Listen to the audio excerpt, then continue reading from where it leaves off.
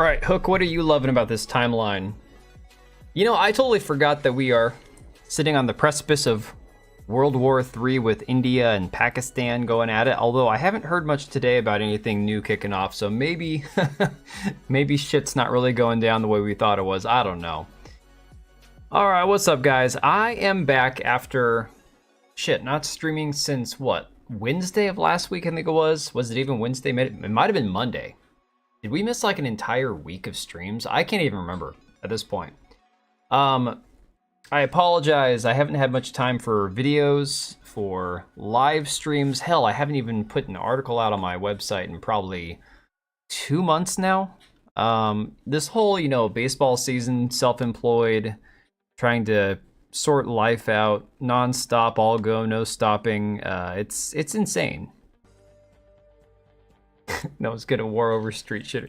Okay, so Hook, I agree with you, but to be fair, we also have to consider the fact that there are alliances that are out of our control. That like, as much as I can say Americans don't care about what happens between India and Pakistan, our government might have a vested interest that goes against our own wishes. Just saying.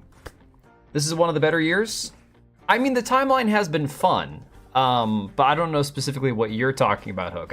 There's been a lot of fun stuff. This one here, not so much. The toilet's swirling in the right direction. Hell yeah. Did you guys see that meme that I put on Twitter? Oh my god, I gotta find it. Hang on. It's a real banger. Let me see if I can find it real quick. Anyways, guys, yes, I've been super busy with real life, which sucks. I hate it. And it has kept me from doing streams. It has kept me from getting videos made. I had some ideas for videos the last couple days, and I just did not have any time. It really sucks. You'll start a civil war here. Okay, well, just careful which side you're on, you know? Oh, here we go. This one right here. You might be able to see it in the intermission screen. Let me check. Close enough. Yeah, this is the one that I made the other day. It just kind of came to me, you know. Hey, Susano. I just... We're not real life to you. Hunter, I've explained this before. It's not an act. It's not me pretending to be somebody I'm not. But nothing that we do on the stream has any profound effect on my day-to-day life. So it's not like... It's, oh, this is all performative and I'm playing a character and, all this other shit. It's just, I don't go to work the next day after a stream stressing out about something I did or said in my stream, See it, Burner, I thought this one was great. I thought this one was fantastic. A little bit of Lord of the Rings inspiration there. Anyways, guys. I'll just save this one for next time. I think I've apologized enough for being late and gay and not getting any videos out, any live streams scheduled. So if I can survive the next couple weeks, and of course, as baseball season starts to taper out for my kids, hopefully we'll get back to a somewhat more normal schedule. Unfortunately, I've been so exhausted that I have not had the energy to even do anything when I got home. 40% real. That The Last of Us actress? It could be. Although Gothmog here, I think is what they called him in the movie, I think he's doing a little better than Bella Ramsey. He at least knows what gender he is. Everything I say on stream keeps you up at night. Well, hey, that makes one of us, okay.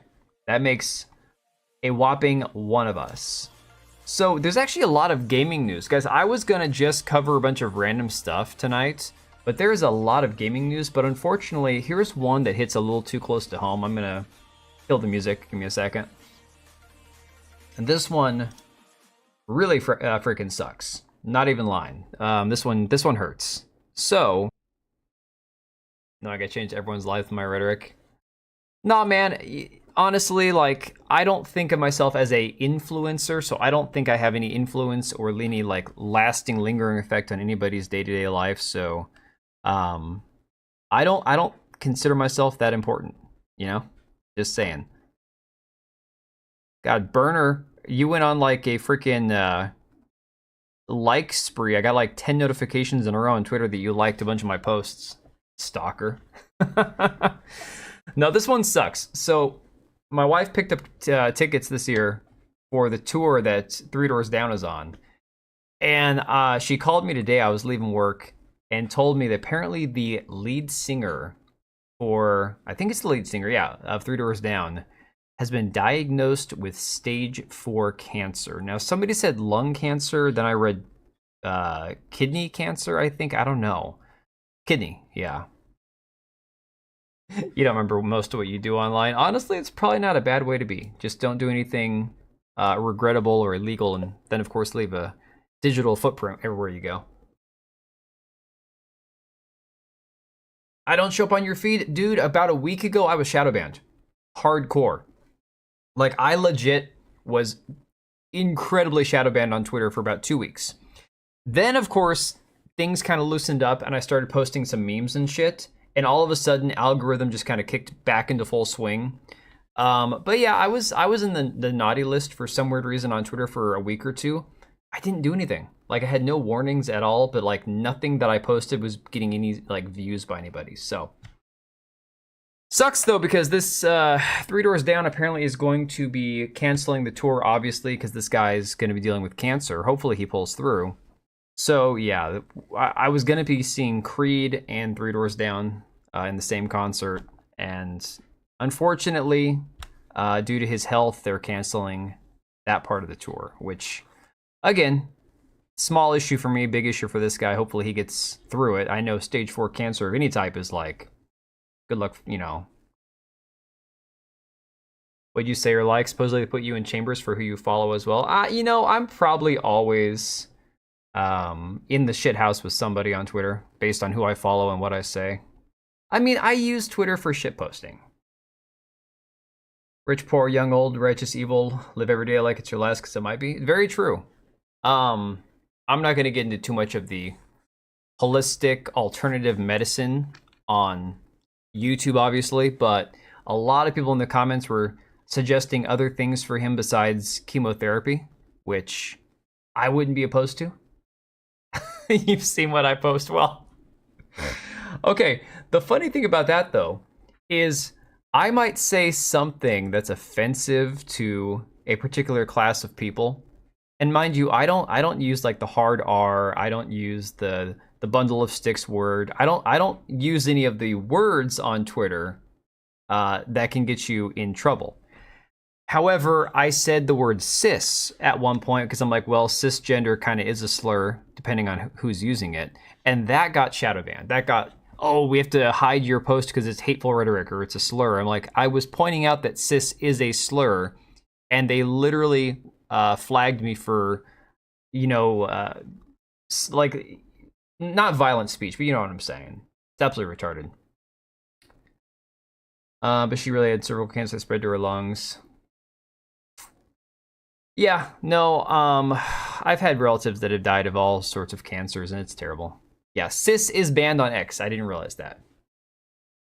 So Ryan, I have never had a 24-hour ban under Elon Twitter. I had a few 24-hour bans under old Twitter. After Elon took over, I had 2 separate accounts that got lifetime bans for nothing, and after appealing both of them for months, I got them both back. So, just saying. Not the biggest fan of Elon. I can support and like individual things he has done, but gutting all of the human customer service people, the customer relations agents or whatever, from Twitter, formerly Twitter, now X, absolutely retarded. Especially for those of us who have been paying for any sort of premium account. It's like, dude, if I'm paying for a service, I should have a human being that I can speak to eventually at some point, whether it's through email or text or even like a chat bot, whatever. So, all right, so now that we've got the downer news out of the way. Oh yeah, no, Susano, I agree that it is it's a slur. It's designed to basically other heterosexuals, right? It puts heterosexuals in a box that they don't need to be in. That's the thing about it. It's not that it's like, oh, saying cis is like the N-word. Or, no. I'm not going to compare the two. But I'm going to say that calling somebody cisgender is essentially putting a label on people who would otherwise just be normal heterosexual people that they didn't ask for, you know? Yeah, it's dumb either way to ban it or not ban it. I think it's stupid. It's whatever. All right, speaking of man, what a segue. I didn't plan this one. Speaking of cisgender versus non-binary versus multiple personality versus all sorts of non-gender disorders, from out.com, people are review bombing The Last of Us for homophobic reasons again. I noticed when I stopped following a certain demographic, people started seeing my posts more. You'll have to DM me and tell me what demographic that is. I follow a wide variety of people on Twitter. I follow people...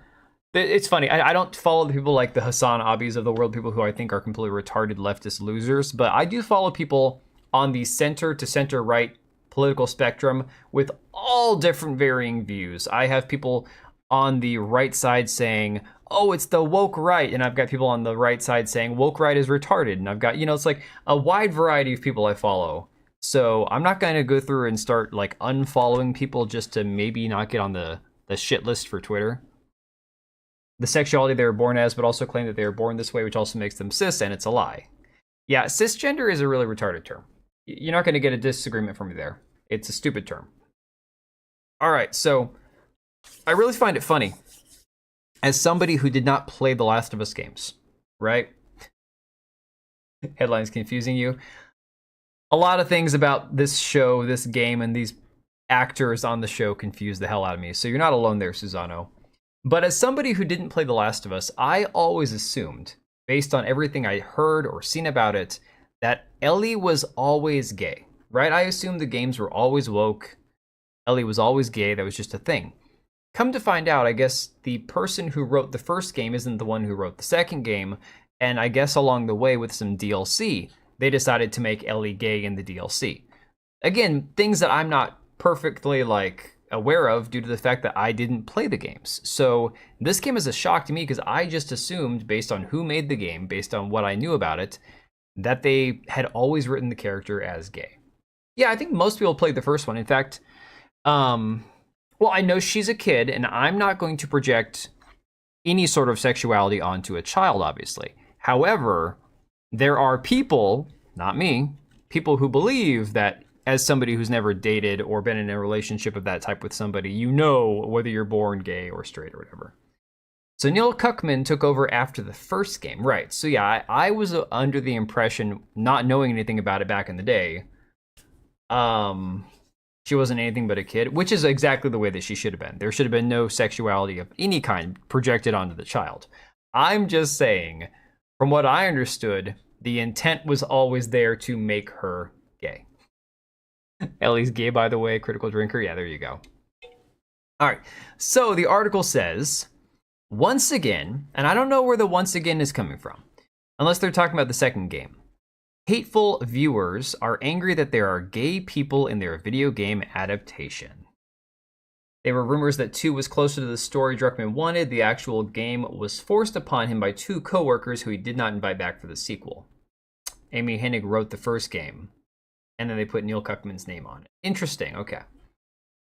With Season 2 of The Last of Us focusing on Ellie and her girlfriend, and the funny thing is, from what I've seen, they kind of gave the girlfriend a glow up. Like in the game, she's not very cute, and they actually found a cute actress to play the girlfriend, and then you see the girlfriend with Ellie, Bella Ramsey, and you're like, oh, oh, you interrupted a dental visit for this? Dude, it's not that important. We're going to be covering a lot of stuff because I've been so busy that I haven't had time to stream. So we are going to be all over the place. I'm going to be trying to power stream for the next hour and a half, 2 hours, going through a lot of stuff. Great reviews, really. Let's see. Many viewers are angry that their video game show is no longer focusing on a man, but instead on 2 queer girls. Well, okay. Let's talk about that for a real quick second before we move on. It's not crazy to think about the fact that people who maybe are watching the show who didn't play the game would be shocked that they would kill off Pedro Pascal that quickly, right? Because they just didn't realize that that's the way the second game went. However, as much as I don't like Pedro Pascal, and believe me, I would rather go sit in Quill Pig's dental chair and let him do whatever dental work he's getting on me than have to watch anything that has Pedro Pascal in it. I can't imagine going from having Pedro Pascal in this show to then going, okay, now we're just going to look at Bella Ramsey for, 60 minutes an episode. Like, hell no. Causes medical issues. Yeah, don't hold the stream off. Yeah, Susano, they followed the storyline of the second game, and they took him golfing. Even though the second season of The Last of Us has been getting great reviews overall, viewers at home feel differently, or at least the ones who are most vocal online. And they always say it, too. They always try to get this whole idea that it's this vocal minority, because they want to, like, delegitimize people's criticism. Oh, it's a vocal minority, blah, blah, blah. Negative reviews have begun flooding IMDb, Rotten Tomatoes, and Metacritic, mostly focusing on the show pushing a so-called woke agenda. So, full stop. If you aren't aware of what this show was about and what the show was going to promote after everything we've heard from, again, the studio that made the game, Neil Druckmann himself, the actors, the characters, if you didn't know by now that this show was going to have a bunch of, like, left-wing ideological bullshit in it, that's on you, okay? 100% on the people who are not understanding what the show was always going to push. They cast Bella Ramsey, butterface, potato-shaped Bella Ramsey, as Ellie because they wanted a weirdo, queer, non-binary, they-them pronoun-pushing person in to use as a shield, because they weren't going to cast a normal, cute-looking girl to play this character. They were going to always go the weirdo route because they wanted to fill some, like, agenda box. That's just the way they do things. It's a spammer. If I could figure out the timer to always, like, alternate so nothing spams all at once, I wish I could do that. I mental, acuity and everything else being what it is. Season 1 raising viewer count, Season 2 dropping viewer count. Here's the thing. I may not like Pedro Pascal, but a lot of people do. So a lot of them only watched the show for Pedro Pascal. Understandably, if he's an actor you like, you're going to want to watch when he's on it. He's no longer on it, you're going to stop watching. There are plenty of TV shows that have done that before. I mean, there are lots of TV shows where once they remove a character that you like, you stop watching, you nope out, you go, screw this isn't cool anymore. This isn't the show that I wanted. On Metacritic, Season 2 holds a Metacritic must-watch universal acclaim score of 81. However, the user score is a generally unfavorable 3.9 out of 10. If you read the negative reviews, a pattern emerges. Quote, it's the usual bait and switch. Season 1 was fantastic. Season 2 was all over within the first 10 minutes. That's not a bait and switch. Like I said, maybe there are people. Yeah, I can't stand Pedro Pascal either, Ryan.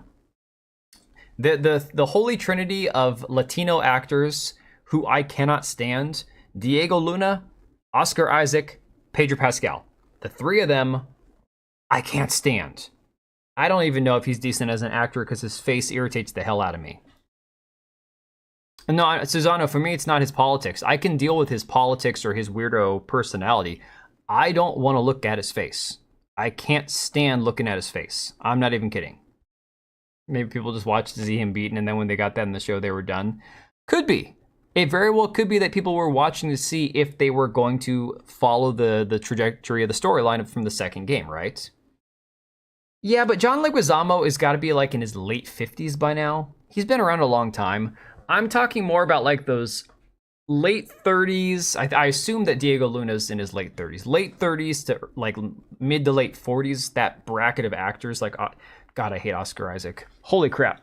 Basically, 2 out of 3 of those guys have been part of Disney's Star Wars, and as much as I liked Season 1 of Andor, Diego Luna, the main character, was my least favorite part of the entire first season of Andor.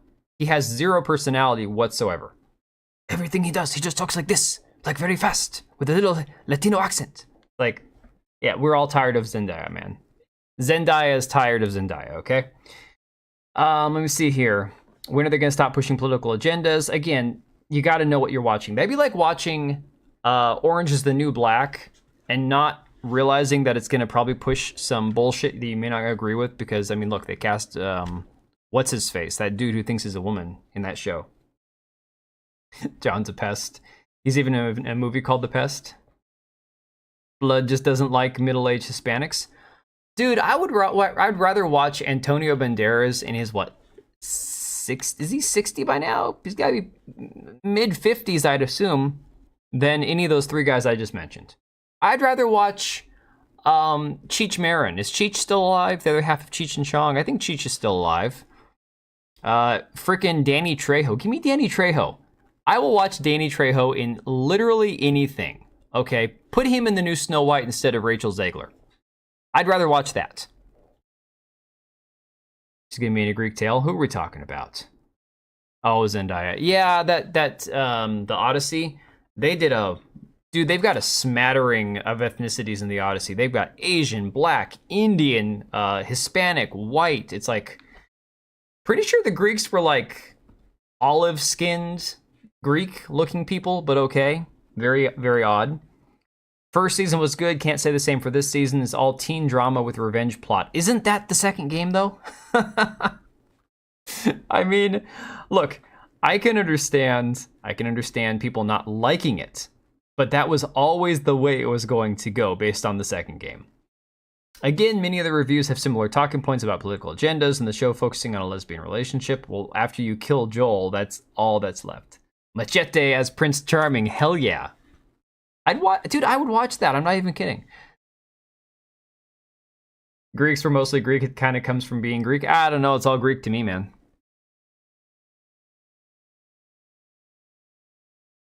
And again, they're just going through a lot of the comments. Again, focusing on the ones that don't like the fact that this show is all gay and whatever. Greeks were white as it gets. The Greeks have a coastline, though, don't they? I mean, they still would have been near water. They would have had some time to get some sun. All right, so the funniest thing. I don't know how much of this you guys have seen, but the funniest shit to come out of this entire thing isn't Zendaya. She's not Greek. She'll probably play Cleopatra at some point. Yeah, that whole Cleopatra's black thing. Don't look at Greeks now. No. The funniest thing to come out of this, guys, this clip right here. This clip is pure, solid gold, okay? This is just beautiful. I'm going to turn it up, make sure we have enough volume on this so you guys can hear it. Now, what's even funnier about this is I didn't know how this scene actually went in the game, and so we have a comparison, a side-by-side for when this is over. I'm sure some of you guys have seen this. So, we're having a baby. I mean, we and also, I guess, Jesse, or... It was Jesse, right? So we're all having a baby. Holy shit. I'm gonna be a dad. Yeah.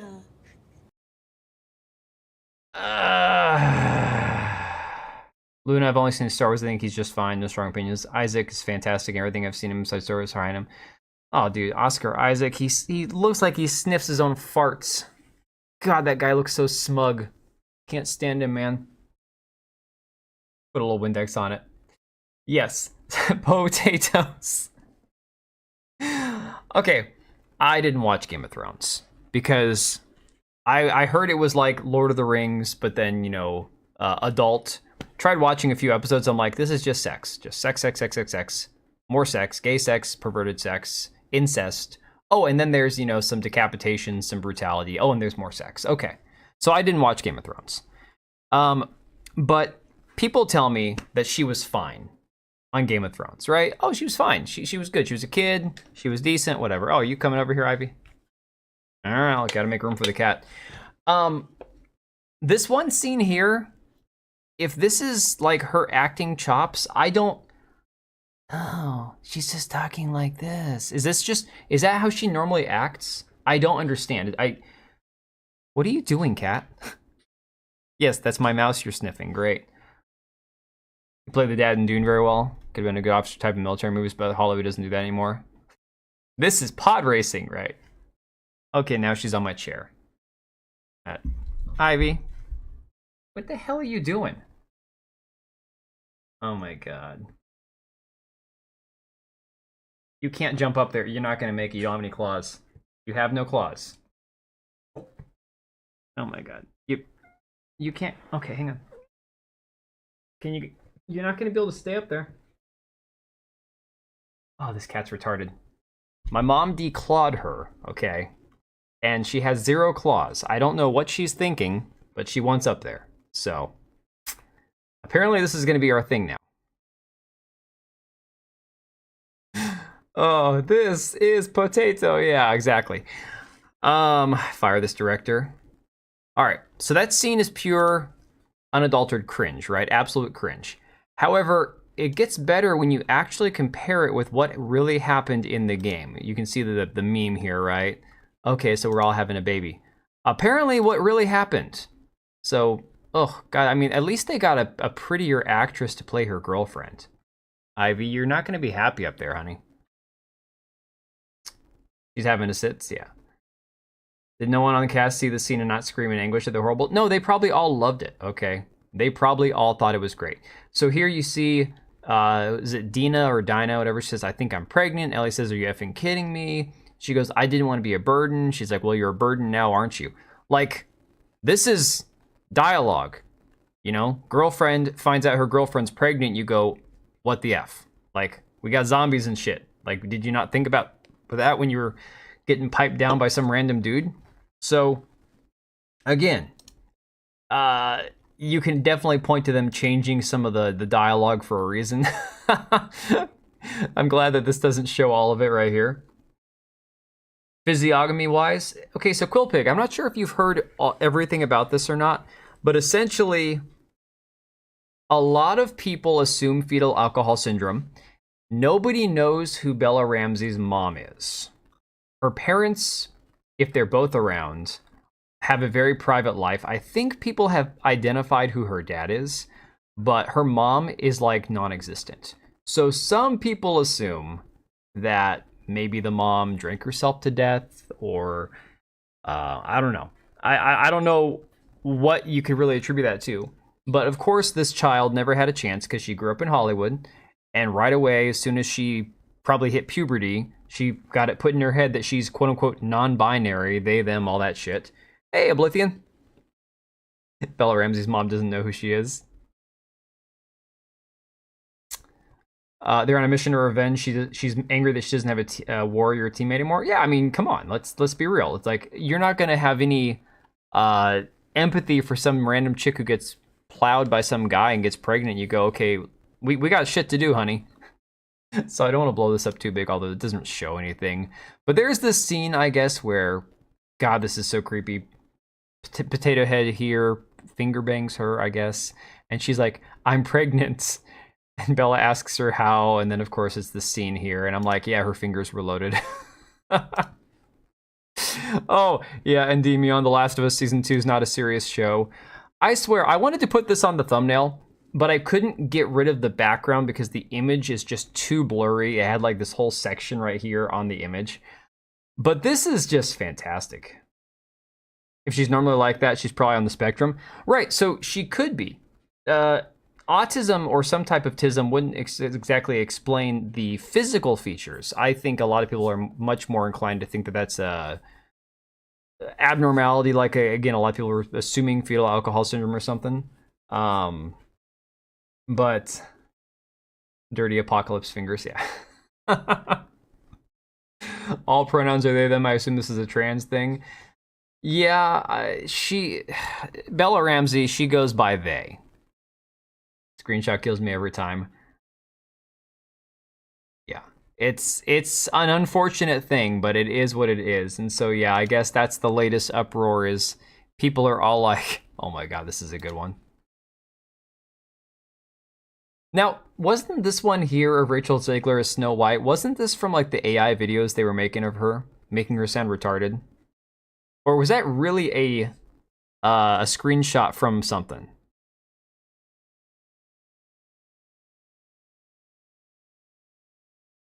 Oh, interesting, Burner. That's very interesting. That's not a problem I have unless I follow people that do that I'm not aware of. That was a real screenshot? Oh, that's unfortunate. That is really unfortunate. Because I've seen the AI videos where she's talking like this, like Forrest Gump. But, A New Hope has a pretty famous one, meme to death, with Carrie Fisher, low-hanging fruit. Oh yeah, for sure. It's unfortunate when you already look like that. See, at least Carrie Fisher was pretty. At least she started off pretty. That made it a little more bearable, I guess. You have to watch that movie now? Oh, I don't know. I don't have any desire to watch it. If that's really in it, that's hilarious. Yeah. All right, so moving on. I want to know what you guys think about this whole GTA 6 trailer dropping, because a lot of people seem to be really torn on the entire thing. Slackjawed happens, yeah. Perry Chan clipped it. Don't know if it was edited at all. I don't know. I don't remember if I follow Perry Chan or not. So I didn't see it originally. All I've seen is the AI videos people have been making with it. You replace Bella's face on Google Images with a. And here's the thing: if you saw Bella Ramsey in public, if you didn't know anything about her, if you didn't know that she was some like activist, weirdo, they, them, non-binary stage kid, you know, theater kid that was basically brainwashed at an early age and probably got told that she's way more important than she really is, you wouldn't have anything negative to say. You might not look at her the way that people notice her now, obviously, because now she's famous. But it's really weird that Hollywood seems to push this kind of stuff. And again, somebody pointed out, like, with the whole Dungeons and Dragons, where all of a sudden everything with orcs and elves and dwarves all has to be diverse, and now you have like on Dungeons and Dragons like books, they've got, you know, characters with vitiligo, and it's like, why are we trying to make the least desirable looking things normal, or not just normal but propped up? It's one thing to say, well, an average normal looking person isn't going to look like a celebrity or a model. I'm totally cool with that. I get it. But why is it that our people that are held up on like a pedestal are all getting weirder looking, you know? She was Thunberg. A little bit. I think that there's a little bit of astroturfing going on with people like Bella Ramsey. Of course, Hollywood and the music industry in particular, they are going to make whoever they want famous.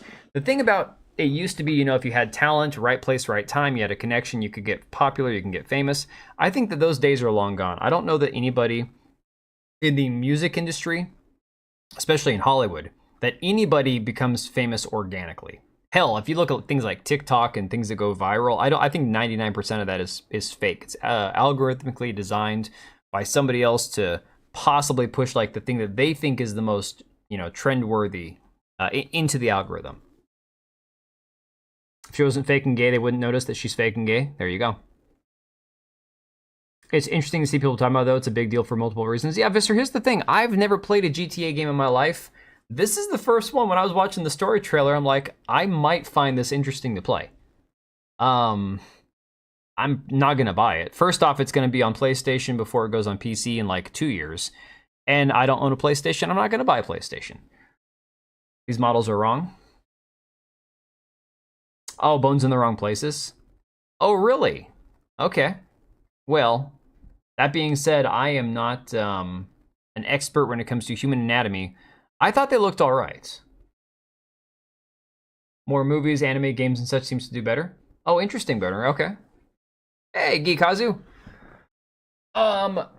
Yeah, so again, as somebody who's never really cared about GTA, when I was growing up, there's not a chance my mom would have let me have a GTA game in the house. Then it became, I grew up and could buy my own games, and because I had no connection to it, I didn't have any desire to go back and play any of them.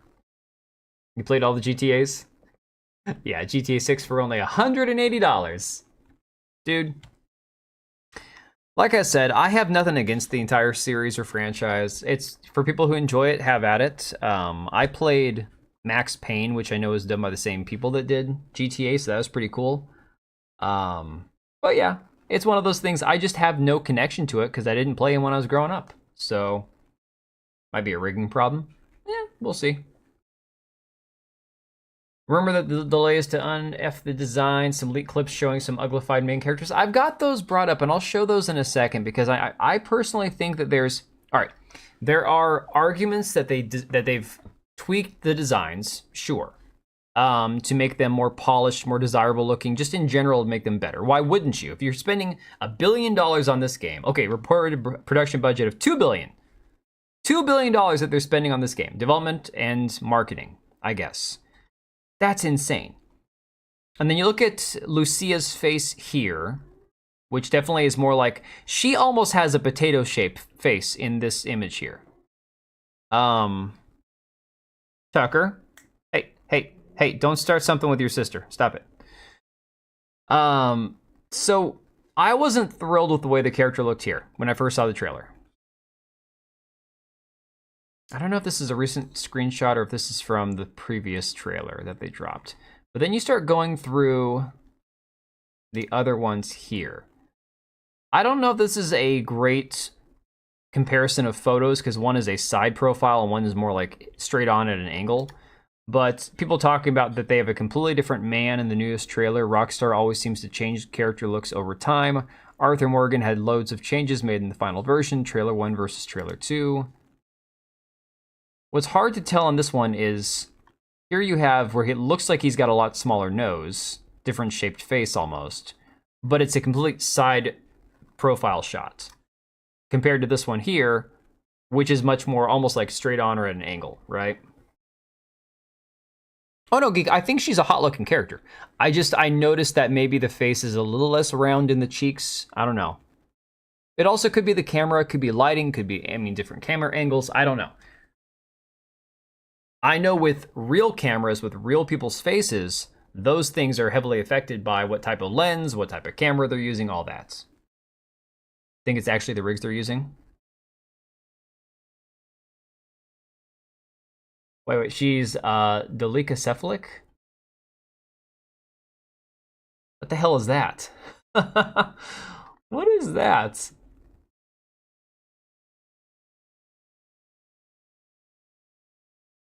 They're distorting the model so the rig doesn't distort the model, but it ends up distorting it in a worse way. Oh, interesting.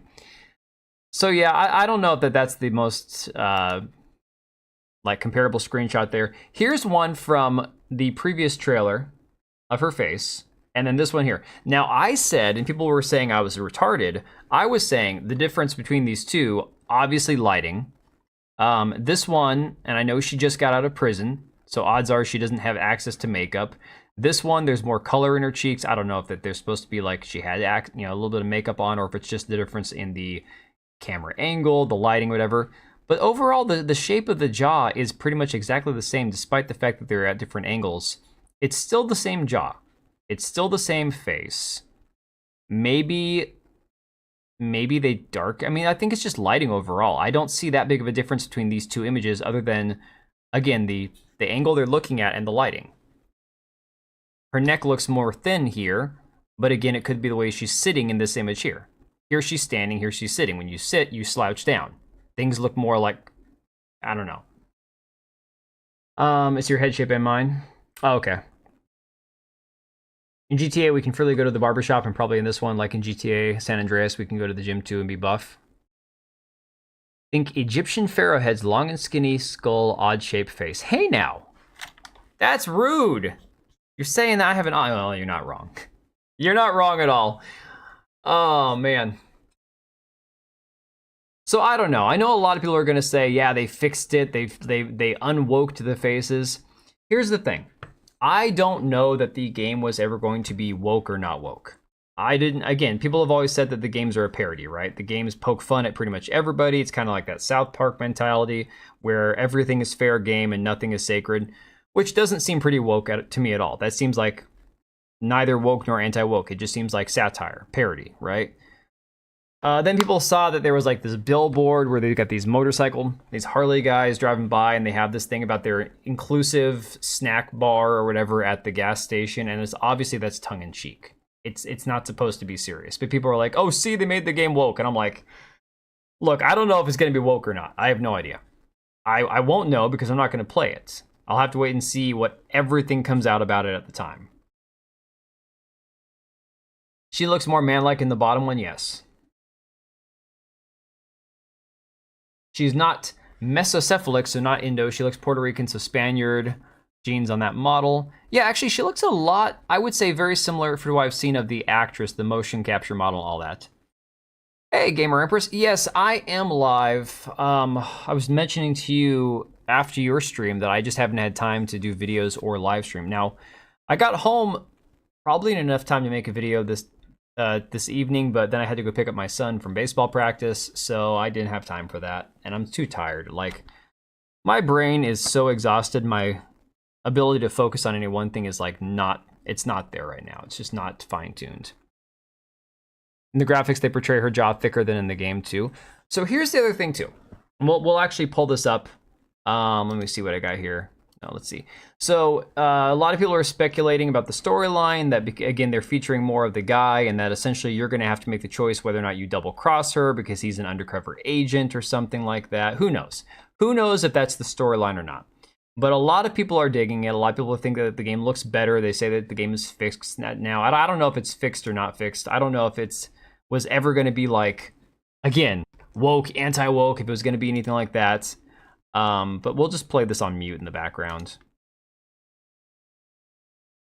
She's basically Eva Mendes.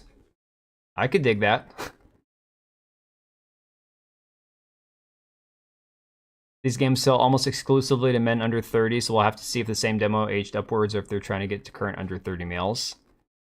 I don't know. I think a lot of people in my age range who just... Oh, yeah, and there was a funny tweet, guys. Okay. So I don't know Andy Pants Gaming. I don't care. You can like him. You can hate him. I've never watched a single video. All I've seen is a lot of the discourse online that he's jumped on a certain side of has seemed really retarded. He actually put a tweet out there today saying that this essentially is trying to make men gay. If I remember the tweet correctly. That this right here is designed for gay men. Okay? And I'm like, I put it out there on Twitter. I'm like, okay, straight guys, is playing a good-looking buff guy in a video game gay? I mean, I've never thought it was gay. I didn't think it was gay to want to play big, strong warrior guy. In most video games where I have the option, I will create a male character. I don't often play a female character if I don't have to. Oblivion, I don't know why. Apparently, the fact that he's in shape, good looking. I mean, he's not gay. He's a heterosexual. But Andy Pants actually put that out there. I'm looking at this going, dude, I need to get back to the gym, you know? I probably would never have that kind of body mass, but that's just you on the daily. Yeah, playing a sexy woman is gay. Playing a buff masculine dude, gay, exactly.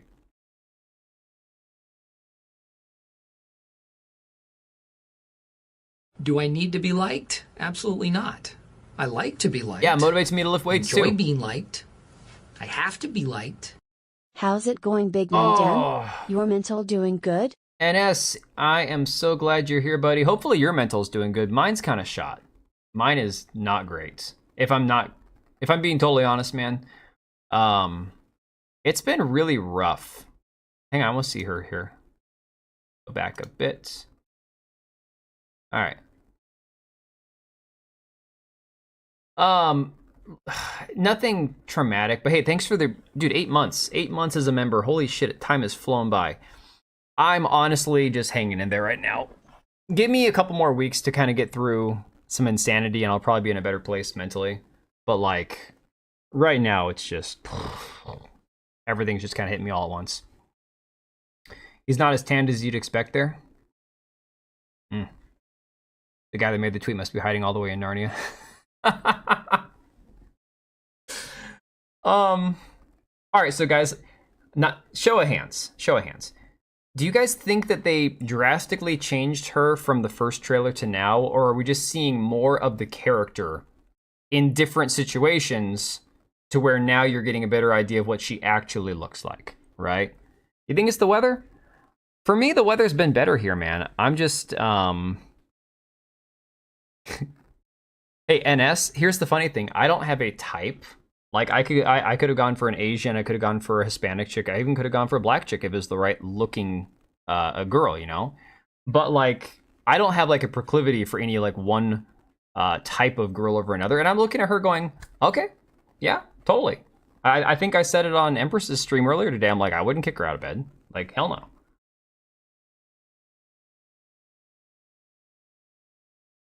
Yeah, I think, hey, Nightcore, I think most people think she's pretty. I don't think that most people look at this and go, If you remember the stuff that was coming out about this game when the first trailer dropped, I saw so many people going, "Oh my god, it's a transgender, it's a man," right?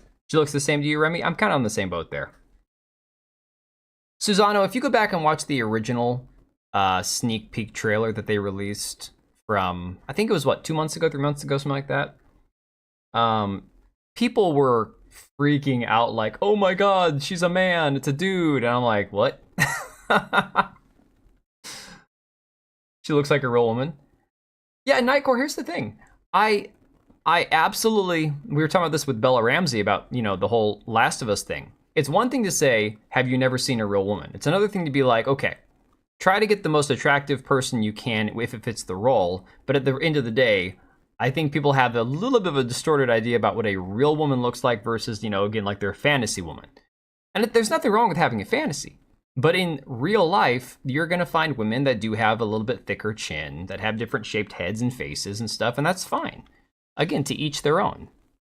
People are blind at this point. Unfortunately, I think it's kind of gotten to that point. Yeah, the game is not done. For sure, the game is still a work in progress. She does have a male brow. Does she? See, again, guys, I don't study faces. Okay? I don't understand.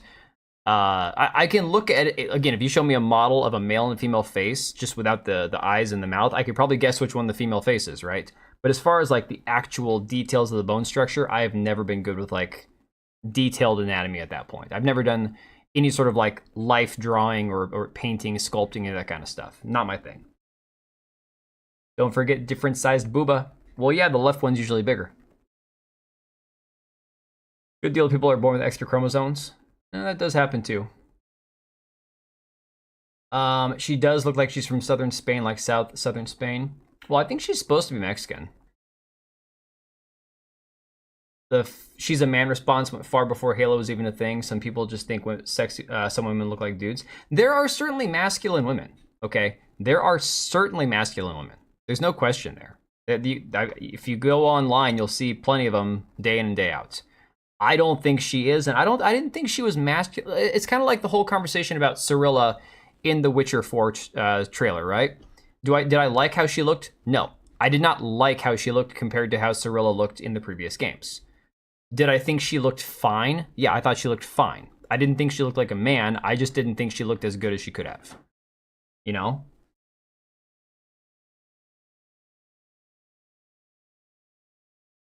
Almost flat forehead going up his gothic trait. The funniest part is this is the one part in the trailer that everybody is talking about now.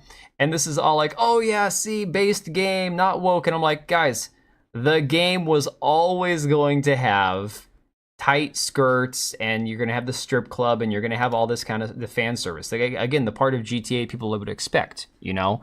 That was never going to go away. That was never going to not be in the game.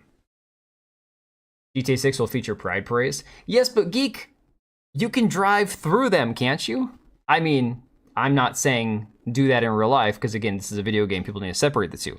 I'm saying, who cares if it's in there if you can just, you know, either mod it out or, I mean, you can do whatever you want, right? Just saying. Jill from RE3 Remake looks more pretty. Proportions on him. Is it the size of his head? Is that the problem? Because I like the character model. I think they made a good looking guy. You're right. He almost looks like a bit too meaty in the head. I don't know. That's the meme.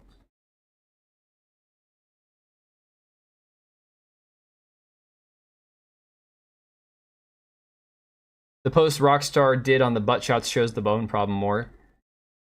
Okay, I'm gonna counter argue one thing, and this is coming from just a inquisitive side of things, not somebody who's an expert, because I've already said I don't know about human anatomy and structure, bone structure and all that. But if they're spending $2 billion on this game, why would they not hire people who know how to properly build human bodies to scale in a video game? Because again, they're not trying to make the characters look, you know, shrunk down like dwarves, or, you know, change the shape of the body to make them look like aliens. They're trying to make them look like humans. Why wouldn't they hire somebody who knows how to actually like make proper skeletal structures proportionate to the size of their bodies, right? GTA is 4 hours. Oh, I mean, maybe it is, but I don't know because I never played it.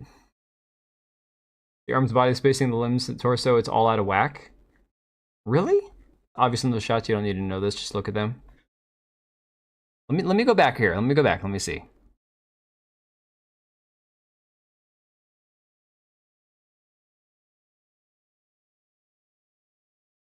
The scene here.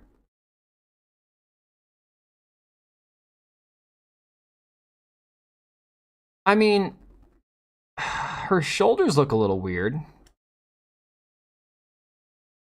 But again, this would require me like analyzing the way like all the movement is and stuff, and I don't know. I'm extremely fatigued of vocal fry, and its your main vocal trait in trailer one from a year ago. I mean, okay, there is something to be said there. Voice acting can definitely have a profound effect on people's enjoyment of the game. There's no question there. So hopefully the voice acting is good, because if you're going to be playing these two characters through the entire game, and I don't know how long the story, the campaign is actually going to be. If they have bad voice acting, it's going to ruin the entire experience. But people are still going to spend money on it. Don't get me wrong. The game is still going to make a shitload of money. 2022 leaks. Her face got redone to look for. Okay, so let's compare. Let's do apples to apples. That looks like a dude. So, Black Cat, you're the first person to say that she looks like a man. Are we talking about Lucia? NS, I might have just missed it. There's a lot of comments. Let me check. I saw Based Geek. I didn't see anything for that. What's this theory floating around that the main villain of this game will be like some white nationalist group? I've not heard anything about that. I have not heard anything about that. More when the knees move above the midline of the thigh. I don't know. No, NS, that's a good question, but I had not heard anything about that at all. So we were talking about, I think Visser, let me see here. Visser said if you pull up the 2022 leaks, her face got redone to look more female, and he got buffed up from a normal dude to something more. They were probably doing it to all the characters. Sure, but if we're talking about a 2022 leak, so a leak from 3 years ago, it's very likely that they were not nearly as well developed as they were, let's say, in the last trailer that came out. The question I have is, do you think there's a difference between the trailer that released a few months ago and this trailer? Like a noticeable difference where they tried to tweak the characters to make them look better. I don't care what they looked like so much in 2022, because again, that was 3 years ago. There's going to be tweaks that they make along the way across 3 years. There's no question that they're going to change things along the way. The long face. I know women have that, but they don't. Oh, the jaw?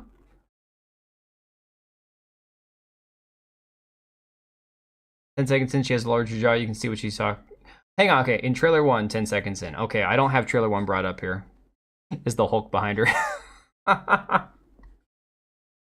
Oh, man.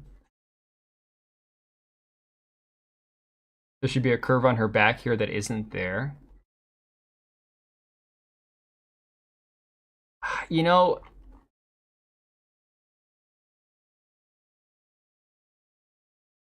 I'd be curious to go and look at other games that are comparable as far as like with the same style character models and stuff, and see how anatomically correct or at least comparable they are.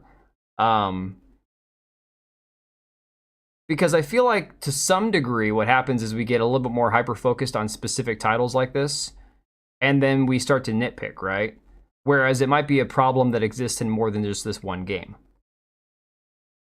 I'm sure if we went through the last couple of years of AAA games and compared like every single game's character models to these ones, we'd probably see a lot of the same issues with the anatomy.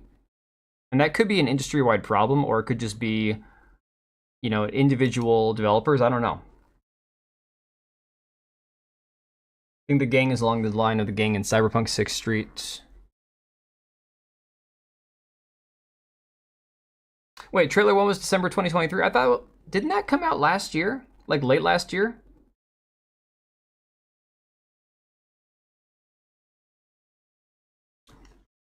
Tell me it's been only like, tell me it hasn't been like 2 years now. That's insane, dude.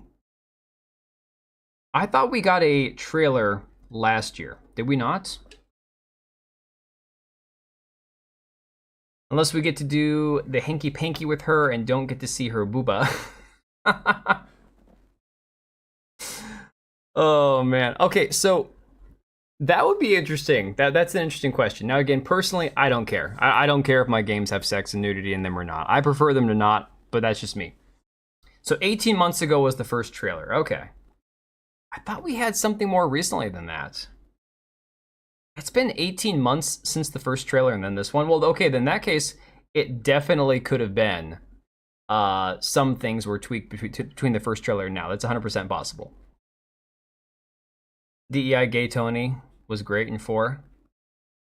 But yeah, it would be weird if they made the decision to not objectify the main character and try to, like, you can have the strippers and have everything else in the game, but you can't see the main character naked. That would be a very interesting situation, because that would present the question of, okay, are they doing this because objectification bad, which again, we've gotten to see a lot in games.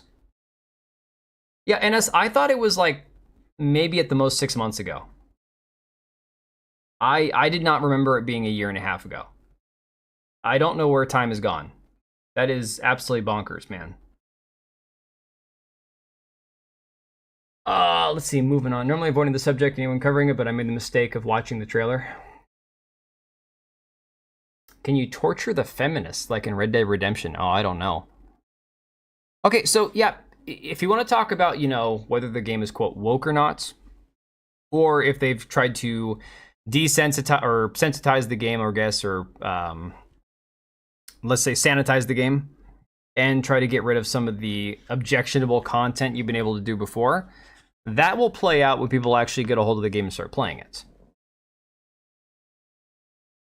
We're gonna get World War III before GTA 6? Yeah, but dude, I don't think if Russia, Ukraine, and India, Palestine didn't kick off World War III, Pakistan, India isn't likely, unless for some god-awful, retarded, weird reason, one of our ally countries gets drawn against one of their ally countries in proxy. But make a prediction about in-game references to DeSantis or Trump. Okay, so Quillpig, you guys make that prediction, not me, because I never played the other games, so I don't know if that's something that they've done before or not. Oh, I'll take a look real quick. Hang on. So, as I understand it, the games never really got political. They did a lot more with like parody and satire and all that. It stayed less away from the real world. If these ones don't, let me see here. Okay, I got you. I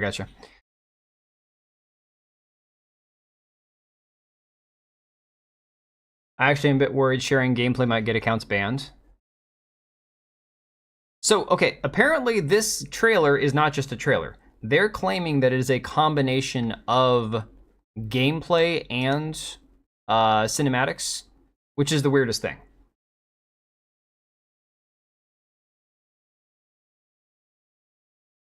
You don't remember any direct references to presidents in 4 or 5? Oh, referring to the accounts that got banned sharing BG3 content on Xbox. Oh, interesting. Their characters are all based in real-world people, but with different names, just like the places, etc. Okay, hang on a second. Hang on. So it's funny you guys mentioned that, because now I want to find this article. Hang on, because that actually is a very interesting question. I think it was PC Gamer. I'll just Google.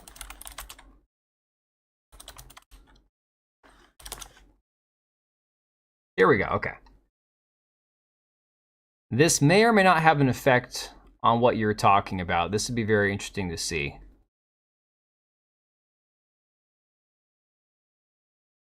The first trailer, they specifically used a Tom Petty song to keep people from playing the whole thing together. Like Brand Car City's names. Okay.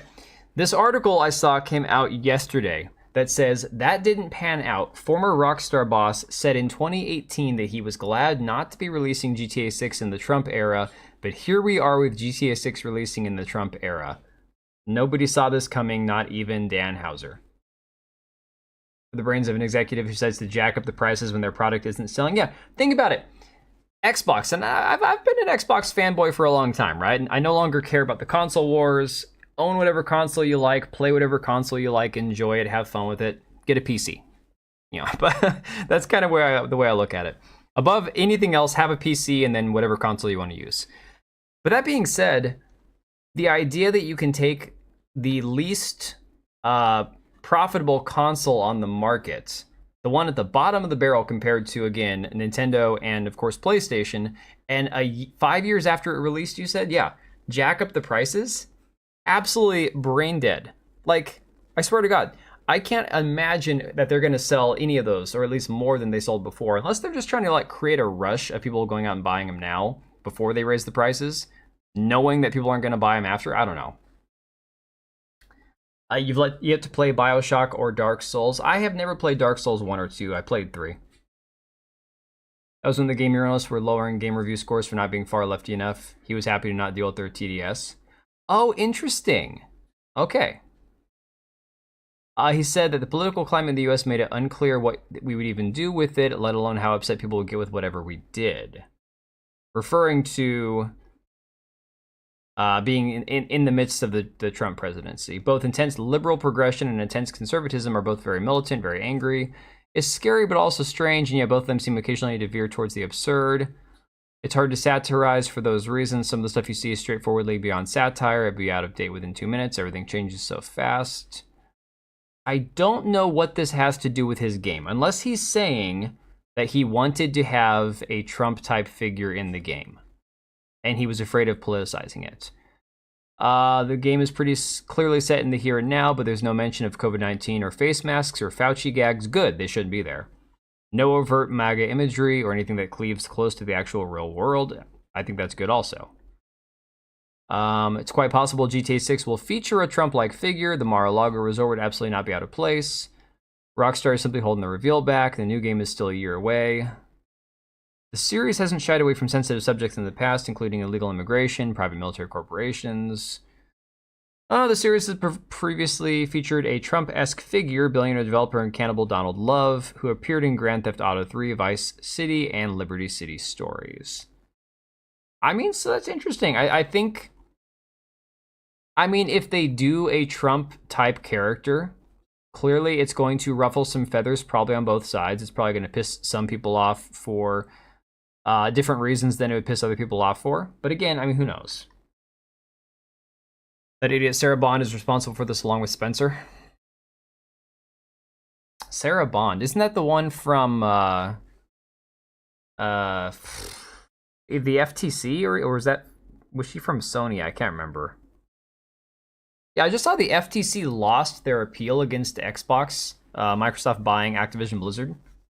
I didn't realize that was still going on. I had no idea that was still a thing. How a generation was brainwashed in developing TDS. That's the craziest part. Like, okay, as somebody who voted for Trump 3 times, I can still criticize plenty of things that the man has done. It's like, he's not God, he's not perfect. He certainly has made a lot of terrible decisions. There are plenty of times where I'm like, you just gotta shut up, dude, stop. But this rampant obsessing over everything he does, where you got these feminist blue-haired freaks in the streets screaming and ranting, and it's just insane, that, like, the reactions he gets out of people. It's nuts. Oh, here we go. Claire Obscure. Here's the funniest thing. I saw that there's this guy, this YouTuber, that I guess was ranting about this game, saying it's all artificial and astroturfed, and nobody's actually playing this game and nobody likes it. You didn't vote? I don't blame you, Susano. I don't blame you one bit. But apparently, Expedition 33, which is a fantastic game, absolutely fantastic. In my opinion, as somebody who's played a lot of games this year, it's my game of the year, without a question. I voted but didn't turn in my ballot, so it doesn't count. I mean, I live in Washington. Nobody I vote for ever matters. Like, it doesn't matter if it's a local election. It doesn't matter if it's the federal election. My vote doesn't matter. All right, Visser, don't ruin anything for me. I just started Act 2. Okay, so no spoilers. No spoilers. But holy shit. Dude, amazing game. Like I said, for me, not that the Game of the Year awards matter, but it is by far the best game this year. Probably one of the best games I've played since Elden Ring. Okay, so NS, the thing about AI in video games, I think it depends on how it's used. I've played a lot of indie games the last year now that you could tell were heavily relying on AI, and they were terrible. Okay, they were absolutely god awful. So Expedition 33, there was a little bit of a controversy because they have to patch out. There's one little column that has like newspaper clippings like wrapped around it, right? And they were created by AI. So this team of like 30 some odd people with support from another couple studios that made this game, I guess used AI as a placeholder filler to put newspaper clippings on a column. But you can look at it and quite obviously see there's no real words. It's just replicated images, and you can tell they were created by AI. Like the Eiffel Tower, it looks really weird. It doesn't look like the Eiffel Tower. So in those situations, with AI to do things that are very small, very menial tasks, things that will make it easier for the developer, I guess I have less of a problem with.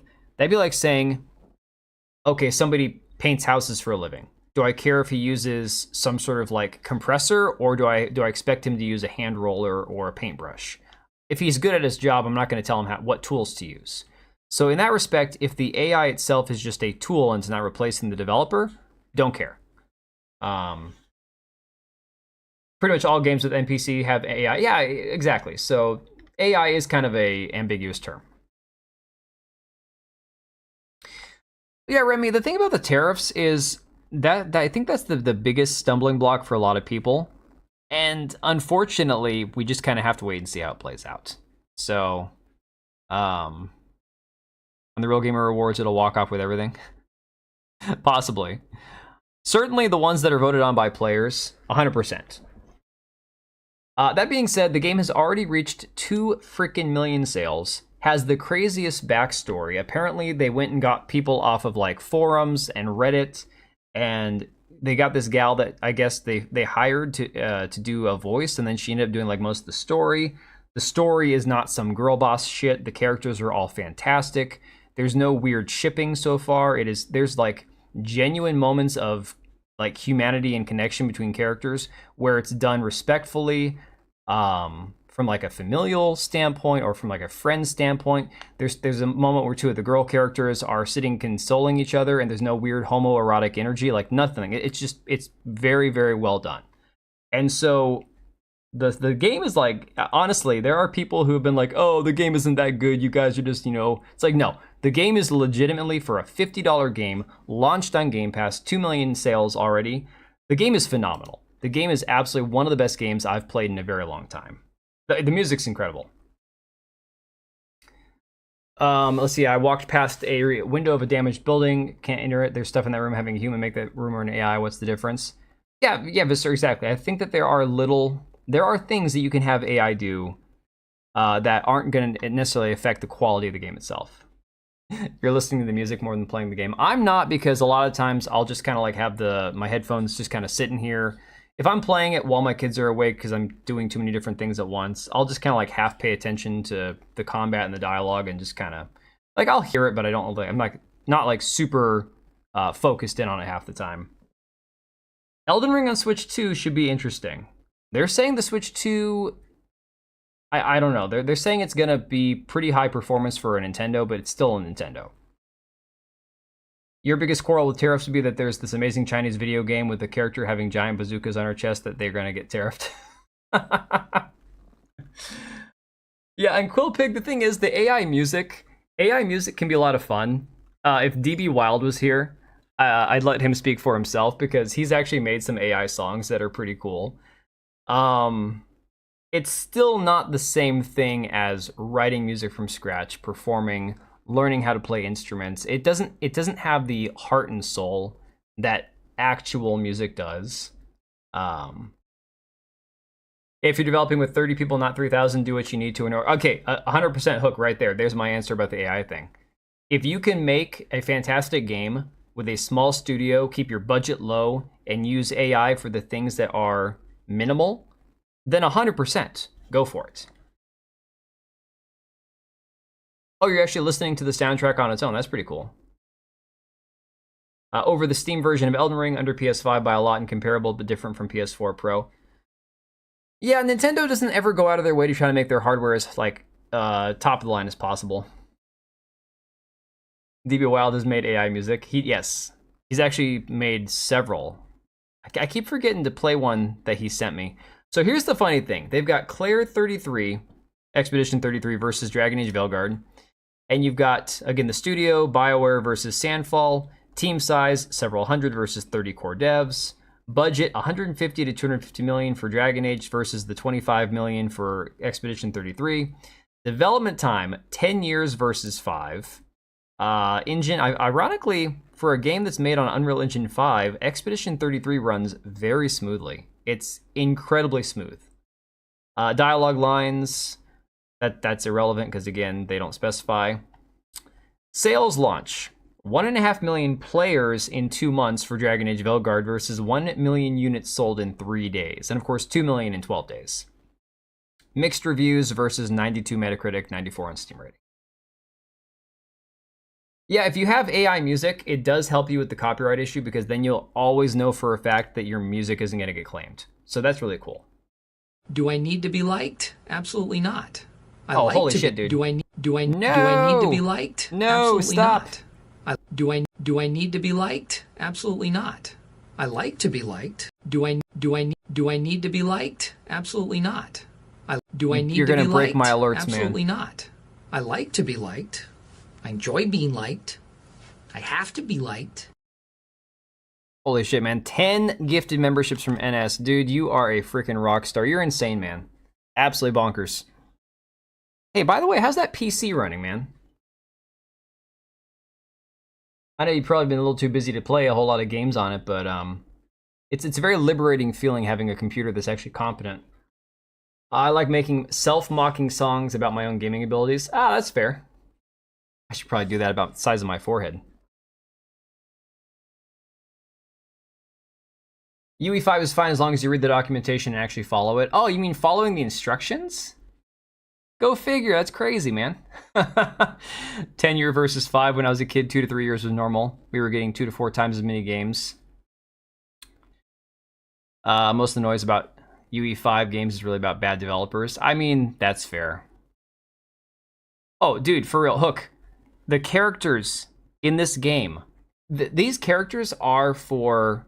Like, these characters were designed for me. You know how I always talk about I have no problem with fan service, I have no problem with sexy characters, I have no problem with games that lean into, like, the jiggle physics and stuff.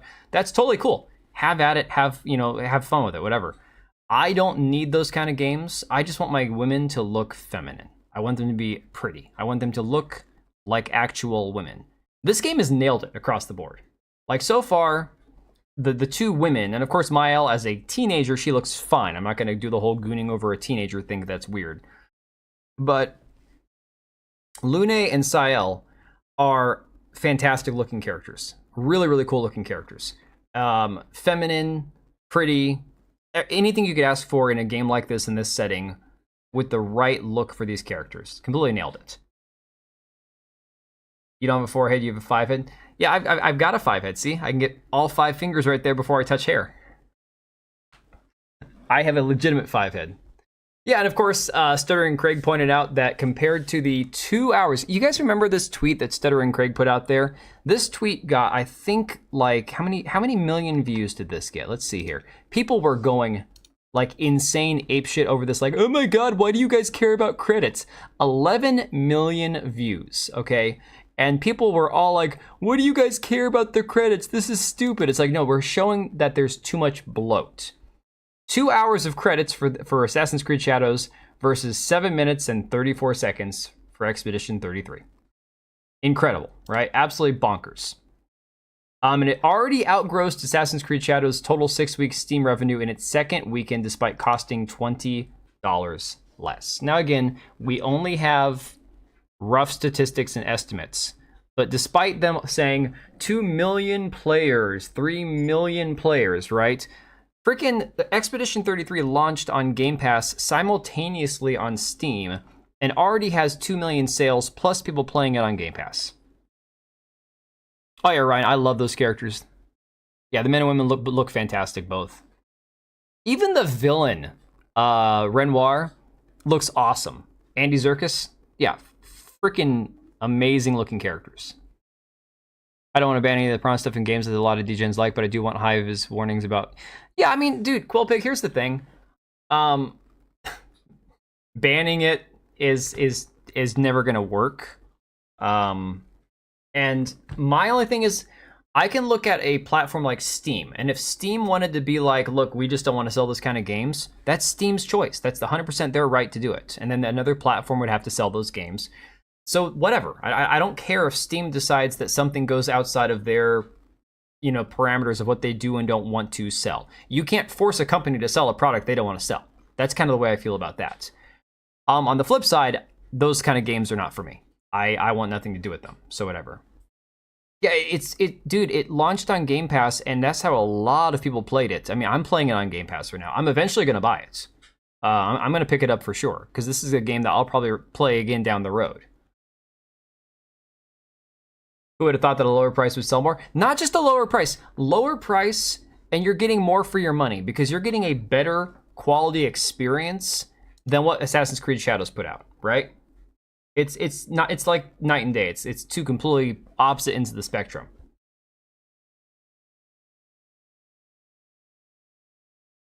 Anyone who understands price elasticity, which is apparently no one. Yeah, Remy, exactly. That's the hard part of the definition, right?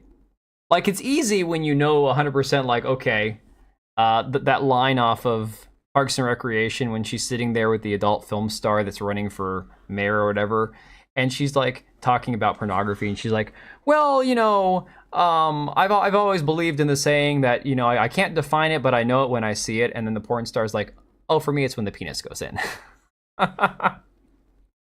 It's like, it's such a simple way to define it. It's not even, it's so easy. The word of mouth might be a bit overhyped, but I guarantee that some people liking it has made people give it a shot, even if it's not their wheelhouse. Here's the thing, Visser. I haven't played a turn-based game since... Okay, so I picked up Mario Rabbids Kingdom Battle, which is actually a fantastic turn-based game, on my kid's Nintendo Switch like 5 years ago. Before that, the last turn-based games I had played were Third Age and Gladius on my Nintendo GameCube. Okay, I'm not big into turn-based games. Of course, last year, 2 years ago, I went back and played the original Final Fantasy, which is turn-based combat. But I mean, like, new games. Picking up new turn-based games. Not something I normally play, right? You reported my poll. Damn you, Tekla. Oh, well. We had a good run. Yeah, Visser, honestly, I don't think it's overhyped from what I've played of it. I know Endymion was complaining about random parts of the game, because Endymion's like, I have to platinum everything, and then I have a miserable time playing it. Why do I hate this game? Maybe don't try to 100% everything all the time. Maybe just try to play the game and have fun with the game. Enjoy it. I don't know. Yeah, NS, that happens all the time. I'm on a watch list now because of you, man. Oh, hell, I was already on a watch list. Okay, so the funny thing now is you're also still getting these fluff pieces. These pieces like this article here, Banning the Comics says, Assassin's Creed Shadows consultant says Asian men living in the West were more outraged about Ubisoft's title than people living in Japan. This is the same rhetoric that the Sweet Baby Inc. consultant turned games journalist said about people criticizing Assassin's Creed Shadows. You remember, I can't remember her name. She went by a anime character name. She's a woman who thinks she's a man. She was a consultant from Sweet Baby Inc., and then she became a games journalist. And she wrote an article a few months back saying, oh no, Japanese people aren't mad about this game at all, because she's half Japanese herself, I guess. I don't know. So, of course, this is from Professor Schmidt-Hori, the one who had written the book about the man-boy love in Japan. I mean, something that I'm sure not many Japanese people would want to talk about or want to focus on, because, again, that's disgusting, let's be honest. I think most societies now can acknowledge that our cultures did things back in the day that we find reprehensible. And so why you'd want to become a professor and discuss those kind of things? Very, very strange. Very, very weird, right? Let me see here. And Demon again. Empress, the shit that he says on Twitter, he did this yesterday because he was complaining about how he missed one item, one of the records you can play, in some part of the game, and now he has to go back and get it on New Game Plus Plus. I'm like, wait, so you're on your third playthrough of the game? What? Or you're going to be on your third play? I guess he missed it on New Game Plus, so now he's going to go back and collect it on New Game Plus Plus. I don't understand. That's what the monkey's doing with the little boy. That's disgusting. Yeah, Japan isn't mad. And meanwhile, the Prime Minister of Japan's publicly shitting on it. Yeah, exactly. Schindler's List. I've never seen it. I'm not going to touch that one. Oh, let me see here. Granted, they're pissed at Ghost of Tsushima and other ones as well, not just Shadows. The really funny thing about Ghost of Tsushima is that people remember that game fondly, rightfully so, because, you know, people said it's an amazing game, great story, Japan loved it, very respectful to Japan. But then I started digging into it. I'm like, it's kind of woke. Now, I'm not saying it's bad or that the game is bad or that you can't play the game and enjoy it. I'm just saying from what I read, it's kind of like they push a little hard for like the non-historical depictions of badass female warriors that may or may not have actually existed. And I'm like, it just kind of feels like they were leaning more in that pro girl power direction. And you could definitely see that the writing was on the wall when you look back at Ghost of Tsushima, that they were going to make the female protagonist a thing for Ghost of Yotei. Now, whether or not that game is going to be dog shit or not, who knows? Don't we all secretly play Shadows? I don't. Dude, I don't have a way to play it. I don't buy very many games. I buy games that are worth buying. I do not pay for Ubisoft Plus, and I would not pay for Ubisoft Plus for, you know, a 1-month trial just to have access to that dog shit game. Japan isn't super anti-woke, they're just pro-Japan. Yeah, exactly. They're just kind of, you know, pro-Japan at that point. So. No, so Empress, I'm not saying the game was like beating you over the head with an agenda or a messaging of any type. It was more looking back at aspects of the game, knowing the direction that they're taking the series. I could definitely see that there were pieces that were there. 3 million engagements don't just happen from thin air. Yeah, somebody played it. But again, if people were subscribing to Ubisoft Plus, and Ubisoft has claimed, their executives claim that they have millions of subscribers, well, that right there, let's say a couple million of those people actually played it. That's 2 million interactions. I mean, just saying. So here's the funniest part. I saw Vera Dark covering this article earlier, and the funniest part that jumped out to me. Now, mind you, guys, here's the tea. Here's the juicy details, the drama, right? Vera has stayed out of the Goonergate stuff. Vera has stayed out of John Della Rose and Your Torch Games. She has stayed in her own lane 100% with all this crap. She'll still source Fandom Pulse articles in some of her videos. She'll also use that Park Place and Bounding into Comics, which I know John Della Rose and John Trent hate those other websites as well. But Vera won't bring up or talk about any of this stuff, and she was part of that gamer coalition that John Della Rose put together that I eventually left the group chat on after Grums and Yorch and all the rest of those guys left. So today, her video, she's reading through this article from Eurogamer, and right away she starts mentioning something. I'm like, holy shit, this woman emailed John Della Rose. It just instantly was like that, right? It just popped out to me. If you use Ubisoft services, you engage with Shadows according to Ubisoft. Right, exactly, Ryan. If anyone asks you who the biggest, most pathetic simp to ever have existed, the answer is always Mike from PA. Who is Mike from PA? Why do I know that name? So, okay. She goes on about the whole Japanese versus people attacking her, blah, blah, blah. I'm not going to cover all that shit, right? She tried to contact people through Reddit, whatever.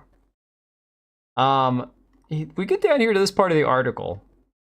She says, or they say in the article, however, other than Western-based Asian males, Schmidt-Hori, again, the woman that wrote the book about the man-boy Japanese love, found that perhaps her most vocal group critics were general anti-DEI people who she believed just seized the opportunity and utilized the lament of the Asian men. It's white supremacist, nationalist ideology couched as being sympathetic. White supremacists tend to use Asians or Asian Americans as a tool to oppress black people, Latinos. It's very, very typical, and it's unfortunate that some Asian Americans also become sympathetic to white supremacy. While she did try to reach out to some of these anti-DEI individuals, the professor admits that she did not argue or attempt to argue over the historical veracity of the Yasuke was a samurai claims, as she believed a majority of the discourse was based in emotion rather than logic and therefore ultimately futile. No, based in logic, he wasn't a samurai. The guy who's defending the pathetic lady begging for subs on Twitch. Oh, okay. Aren't Japanese in general more polite and less vocal? Yes, Remy, they are. 100%. Mari, she's doing exams right now, so she hasn't uploaded videos in like 2 months. But she's actually run stuff past me before because she goes, I want to talk about this, but I want to be careful not to say something that's going to upset people. I'm like, just talk. Japanese people tend to be much more concerned about how they say things and if it ruffles feathers and if it's viewed as disrespectful.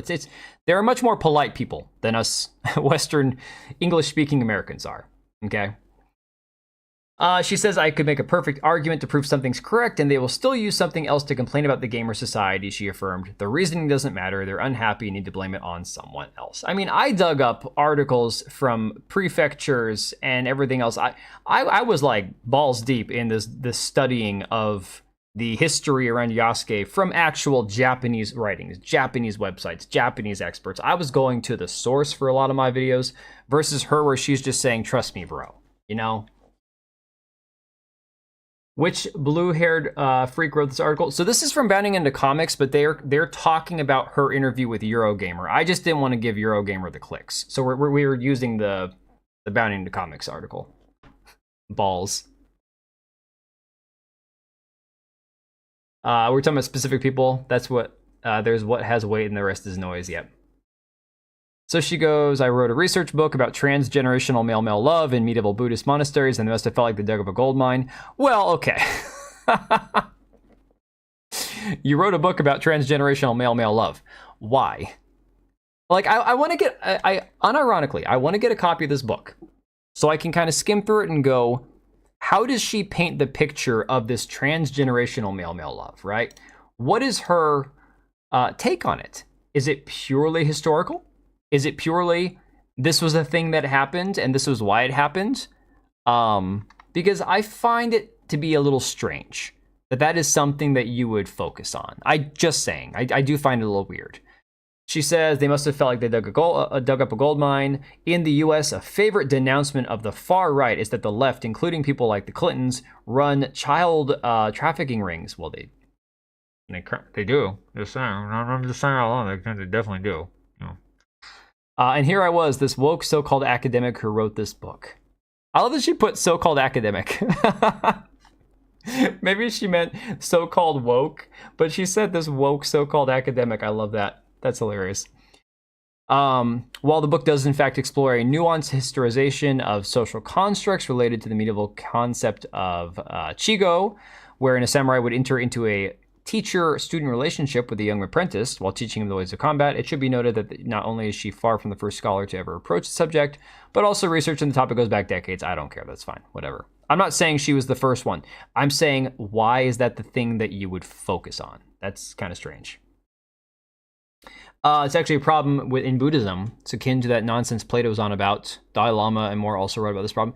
I mean, the Dalai Lama's the one that told that kid to suck his tongue or something. Like last year, wasn't it? She likes the bocce boys like Madame Savvy. I don't want to get into Madame Savvy's predilections, I guess would be the right word if I'm pronouncing it properly. Still has nothing to... Yeah, okay. Just like you can look at a game like Kingdom Come Deliverance 2 and go, all right, so for straight or gay sex, they had to age up the characters because you don't want to depict 15-year-olds engaging in those kind of things in a game. Clearly, you're not going to have this be an emphasis in this game because that would be illegal, right? I mean, you can't depict it in a game with a child. So why even mention it in the game? So what does it matter? Honestly, the funniest part of this article that I skimmed over is the fact that she goes on and on about how Ubisoft approached her for this job and she had no experience on game development and didn't even really know why they hired her for this job. Okay? But this is her claim to fame, is this book that she wrote about man boy love. Very strange. She seems to be defending the practice. Well, Remy, there you go. Okay.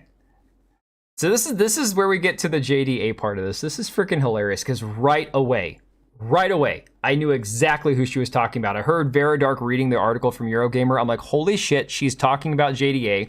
And Vera did not want to say JDA. And I get it. Vera has stayed out of a lot of this stuff. Vera does... Look, Vera is doing things right now the way that I wish I had stayed. Stay in my own lane. Don't get involved with other content creators. Don't worry. I mean, having friendly banter or having somebody come on your stream and kind of just chit chat or whatever is totally fine. But I mean, like, getting into the weeds and the drama and all that shit. I wish I had stayed more that way because honestly, it got to be very, like, it was too much drama for a while. But right away, I knew who she was talking about, and eventually in her video, she's like, this maybe is Fandom Pulse and John De La Rose, maybe? And I'm like, no, honey, it really is. You knew it the second you started reading this article, who this was about. Okay. Despite the anti-DEI group's increased hostility, she still made an effort to bridge the gap, albeit one that proved less successful than its predecessor. Speaking to an instance where an unidentified online personality wrote an article about her work, Schmidt-Horry asserted he's a professional troll. He has a media company dedicated to anti-DEI activities. So I emailed him and said, you wrote an article about me, and because of that, I've been receiving threats, my life's inconvenienced, it's very difficult to attend my family, my students, my courses, and what do you think of what you did?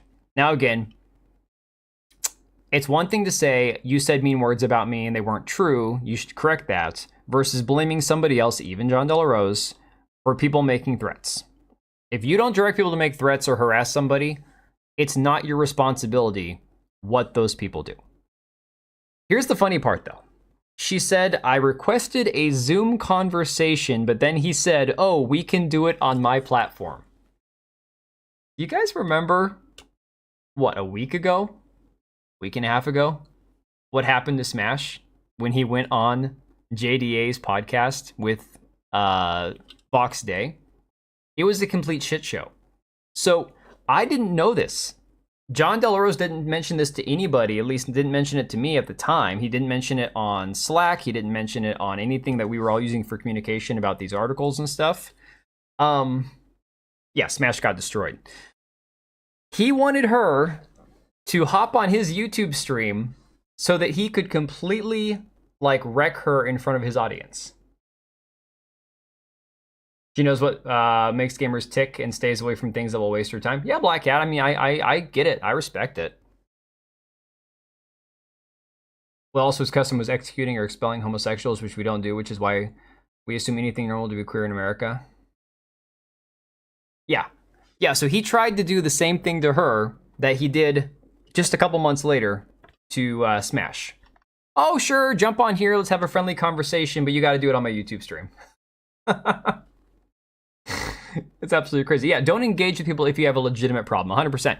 People threaten you, people, look, unless they dox you and then it's like, now my personal information's out there, so now I have to go to the police or try to get this taken off of social media, that's a whole different story.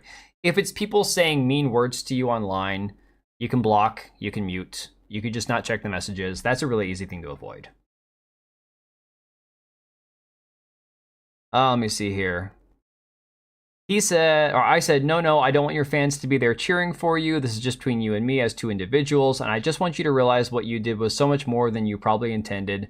Imagine your wife, imagine your wife receiving hundreds of death threats and her picture is all over the internet. You'd be worried about her, right? Well, that's my husband.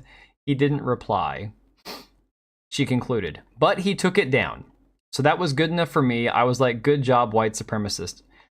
John De La Rose is Latino. He's not white. Yes, he may be a white supremacist. I don't know. I have no idea. He tries to LARP as one if he isn't really one, but he's not white. He's Hispanic. Okay. I don't know what article he took down, though. That's really interesting. Again, this is kind of the situation he ran into with Daniel Vavra. basically weaponizing Phantom Pulse against people that he had a grudge against. So either he was genuinely, like, maybe took to heart what she said, which I would find impossible, but maybe he did, or he thought that there was something that she might be able to have legal action against him on in the article that he wrote. Brown savior of the white race, yeah. Yeah, Ryan, I mean, you're saying it. I was already thinking it, though, man. Spaniards are white. We'll say white adjacent. Well, the thing is, I don't know if he's Spanish or Mexican. I have no idea. Oh, it's okay, Empress. We'll save it for a different night. I'm so disorganized tonight. Della Rose isn't German. He thinks he's German. I have not had time to properly source, research getting somebody else on here to stream with me on Wednesdays. And to be honest, I haven't even known if I was going to make a Wednesday stream for a while. I'm not even sure Italians are white anymore, or it's also confusing. Well, okay, like my grandfather from Sicily was not white. He was olive-skinned. He was like super tan, okay? If you'd have looked at him and looked at me, you've been like, there's no way you two are related. Because my grandfather, he was brown, all right? Yeah, well, he's also a furry, too. Spaniards are Mediterranean. I mean, maybe if they're inland, they'd be more pale skin. I mean, not all Italians are as dark as those who live right on the coast. So, it all entirely depends. But I saw that part of the article. I'm like, okay, this was already interesting enough to look at because she's kind of like playing the blame game here. I feel like all this is deflection for why the game did so poorly. But I'm like, that's gold right there. It's funny when you know exactly who they're talking about without even naming it. So, ironically, a lot of what we talked about has been the fact that this game is all about 3 million people have played our game. And they've given up on it. They're no longer saying how many people have played the game, right? We have no official sales numbers. We have no official current player totals. All we know is 3 million people played the game. Okay. You Google it. There's articles from 3 weeks ago, 2 weeks ago, a month ago. Nobody's talking anymore about how many people have bought or played this game at all. Not a thing. So, article here from Inverse says, that means Shadows sold more than 2 million, but less than the 8 million copies Monster Hunter Wilds sold in 3 days. Again, we don't know that they sold 2 million copies. These were players, not sales, because they haven't released actual sales numbers.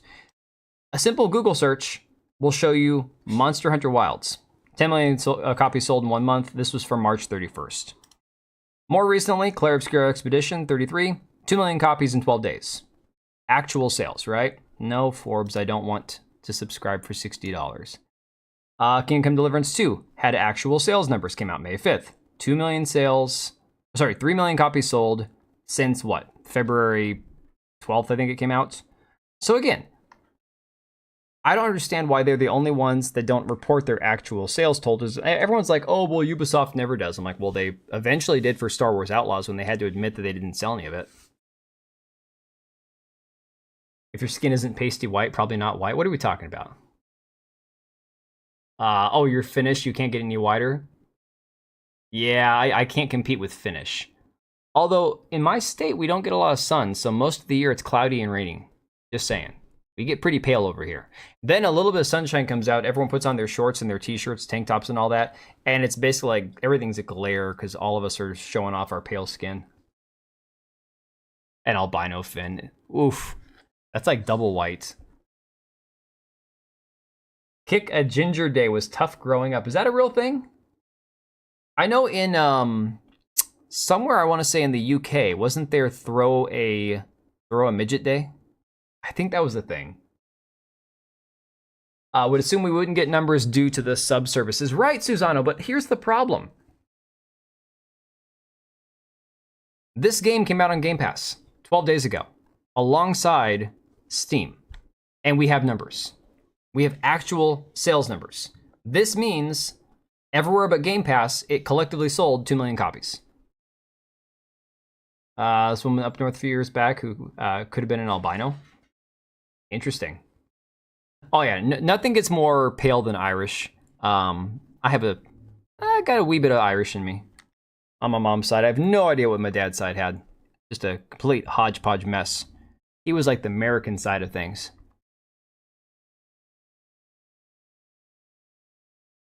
It's a problem for the shareholders if the numbers are low. Yeah, well, that's why they don't want to give actual numbers. They just want to be like, oh, yeah, we've had X number of people play our games. See, everything's fine. Everything's great. Norway's full of gingers, but that's due to inbreeding. Ew, gross. That's like the Amish over here. All right, we're almost done, guys. I have a couple more things I want to touch on before we go. No, so my grandfather claimed we were part Cherokee. I don't put any stock in that. And that was on my dad's side, Cool Pig. So he claimed, my grandfather claimed that his grandmother was like the daughter of a chief. My grandfather was a short, pudgy, white guy with big ears and glasses. I don't think he had a drop of Cherokee in him, but he claimed he was Cherokee. So I don't know. Here is the funniest shit Kotaku has put out since Alyssa Mercante no longer worked there. I don't know if you guys saw this on Twitter. In fact, I'm going to refresh this to see if there's any new comments. This is solid gold right here. Could we be about to enter a skippable boss fight utopia? And of course, the thumbnail is the game South of Midnight. The funniest thing, this is the greatest shit, okay? It's going to be fairly easy in general. It's one much faster way if it can't be on camera. Well, we could even do that in the future if you want. Not Cherokee unless you're on the list. Hey, not that I'm going to dox myself, but I actually Googled my last name, which is not a common name. And apparently there's like a few hundred people in the Civil War that also had the same last name as me. I'm like, dude, look it up, guys. Check out, if you're American, check out the Civil War registry. It's crazy because, like, if you have a not so common last name and then you search for it in the Civil War registry, it might pop up. A skippable boss is a dystopia, right? So 100, and here's the crazy thing about the mainstream media. 153,000 impressions on this tweet, 63 likes. 63 likes, that's it. Okay, me roasting them got more likes on less than 1,000 impressions than this tweet did. 63 likes on 153,000 views. You can't be black because the black Cherokee sued the nation. Did Schindler make a list of Cherokee members? I don't know. You guys are so. Oh yeah, no, ratio in Kotaku is not hard, to be honest. I had a fantastic ratio over PC Gamer a couple months ago. That thing was beautiful. It was like, I wanted to print that and frame it. It was fantastic. These are the people who call themselves games journalists. I think it's worse that they put any journalist word attached to it. Forget about games. We all know they're not gamers, but it's certainly not journalism. All right, so it says, South of Midnight has shown it's possible without destroying the very fabric of the universe. So a game that nobody is playing, that massively underperformed. You want to talk about, like, apples to apples here? Both games, Clair Obscura Expedition 33 and South of Midnight, both of them released on consoles as well as Game Pass side by side. One of these games has hit 2 million sales. One of them nobody's even talking about because no one's playing it. It's just completely fallen off the cliff, right? Yeah, urinalist. A mouthful. But yes, South of Midnight has shown us it's possible, a game that nobody played. And here's the thing.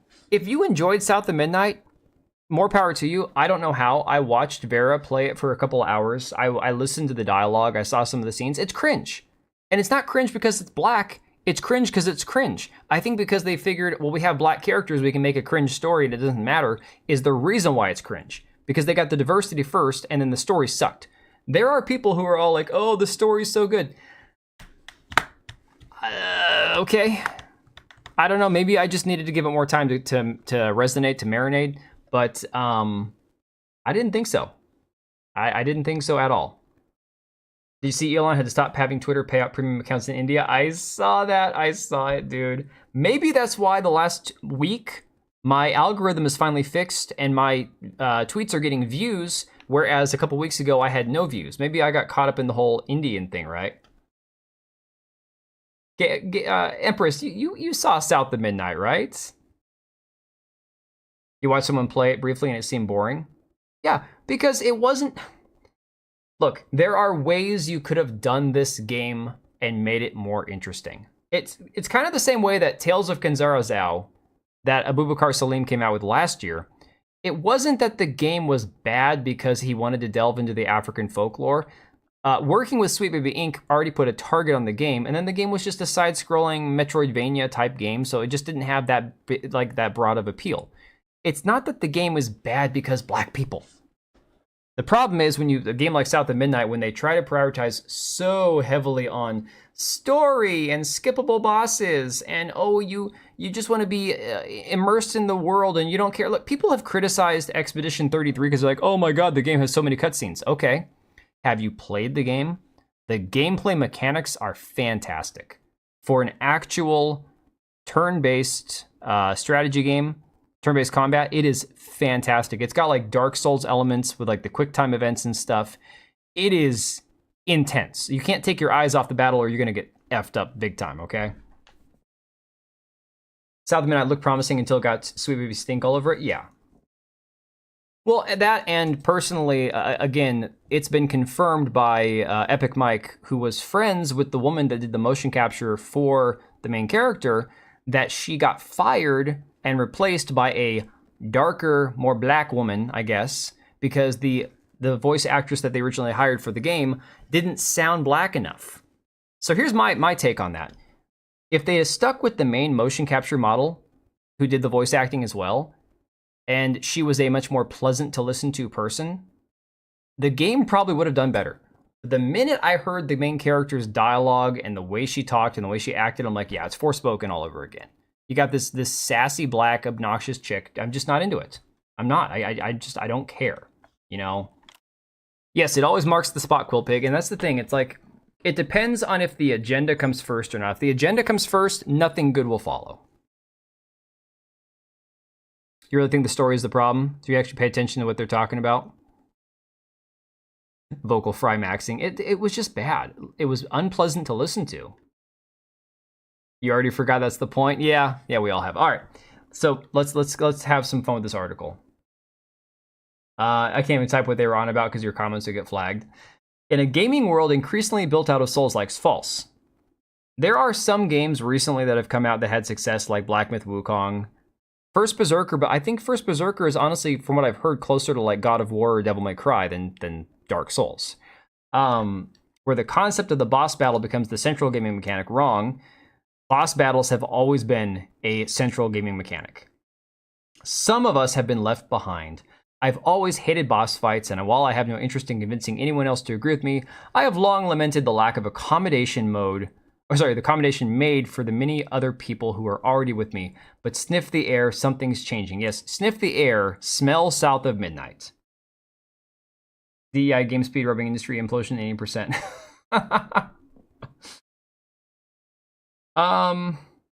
No, Remy, what happens is, so in the South of Midnight story, she's 19, she's living with her mom. The guy that raised her is no longer around. Her original daddy left. She somehow has a white grandmother who turns out to be like, not the villain, but I think a villainous character, lives on a plantation. There's all these ambiguous like racial stereotypes. Like one part of the game, you get power-ups by picking cotton. I'm not even kidding. You literally pick cotton. It's so bad. The white dad left for Siggy's? No. The fight with the croc was silly, yeah. But dude, honestly, all the fights looked boring. All the transversal, oh, you can twirl through the air. Okay, cool. We've seen this a million times before. Who cares what it looks like, you know? Why Look, there are games that don't have as many boss fights in them. There are games that have I've played games that have too many boss fights. I've played games where it's like you go 5 feet and there's another boss battle. That can get annoying too. But at the end of the day, lots of abused kids in the game story. Yeah, possibly. Again, I don't remember for sure. I recently loaded South of Midnight, interested to check out such a gorgeous looking game, and was immediately delighted by the art and the extraordinary performances in the cutscenes. But then, as Zach warned us, I was immediately underwhelmed by the repetitive combat. However, while idly fiddling through the game settings to see what was what, I saw a toggle I absolutely was not expecting. Boss skip option. Well, look at there. Game journalist mode. Made for urban millennial adult children at slop. Yeah. I can hear the CCR blaring. 2017, I wrote one of the most controversial articles of my career, a piece for which I received literal death threats alongside hundreds more banal insults and wishes for my imminent demise. As someone battle-hardened by Gamergate, oh, this is a tough... Who is this person? Who is this? John Walker. John, is this the new Captain America? Oh, okay. Battle-hardened. Doesn't even have a photo on Kotaku. Yes, you're a tough guy. All right. Let's see here. It takes quite a bit for the scale of a backlash to take me by surprise, and while I knew it would piss some people off, I didn't predict the volume. I wrote an article suggesting that boss fights should be skippable. Imagine my temerity. So many games I've never seen the end of because I just wasn't physically capable of completing the later bosses. I've never finished Metroid Prime. Look, I didn't play a lot of the Metroid Prime games because I thought they got kind of boring. Like, honestly, I tried a couple of them. It just wasn't for me. I preferred games like Halo. Eventually, I'll probably play a Metroid Prime game. Whatever. But it's not because I wouldn't be able to beat it. This is pathetic. Imagine saying that Metroid Prime is one of your all-time favorite gaming series, but you've never finished one. That'd be like if I told you guys, look, Legend of Zelda is one of my favorite series, but I've never finished the games. Imagine starting the original Legend of Zelda, Ocarina of Time, Wind Waker, Majora's Mask, Twilight Princess, Breath of the Wild, Tears of the Kingdom, all the ones that I've played, 7 or 8 of these that I recall playing, and telling you I love Legend of Zelda, but I've never finished any of these games. How's it your favorite game if you couldn't beat it? Fantastic question. Yeah, Metroid's not a hard game. I got bored with it, not because it was difficult, but because I just didn't enjoy the game that much. There's other games I've been enjoying, but had to abandon because every so often there would be a difficulty spike of such enormous disproportion that eventually I'd lose all will to try. Oh my god. Just, yes. So apparently this is a godsend. And apparently all games need to have skip boss fights as an option. Sleeping Dogs is my all-time #1 game. I've 100'd it every release it released on. Well, I don't take most journalists seriously, even if they do or don't have the word gaming attached to it. But this is like next level, like dog water cringe. This is so bad. All right, so I think that the point has been made with this one. I just want to cover one more thing before we call it a night, because this is really shocking given how many L's Sony has taken recently. So think about it this way. Sony got the FTC to go after the Xbox merger or acquisition of Activision Blizzard. They got yeeted. That got slapped down. It's final. They can't do anything about it. Sony put out Concord. We all know Concord. We remember Concord. Sony has Marathon coming out, which is going to be another disaster. And again, I'm not saying Marathon's going to be a disaster because DEI are woke. It looks bad. The game looks bad. It also has a bunch of weirdos attached to it who are probably making the game worse because they don't want to have, the VoIP because of, oh, we can't have toxic people, so no proximity chat. That's woke. That's bullshit. That's like, dude, grow a pair. But now apparently Sony is quadrupling down on live service games. Just months after reportedly canceling 2 live service games in development, Sony announces a new PlayStation studio with a live service game in development. Mind you, Bungie hasn't even dropped Marathon yet. It's supposed to come out in September. And here we have another Sony studio, a new Sony studio that already has a live service game in development. This is exactly, like, compare this to what they're doing with games like Expedition 33. Giving people games that are cool, creative, different, affordable, not the same slop we've seen time in, time out. It's like the same thing over and over again, reskinned as a different game.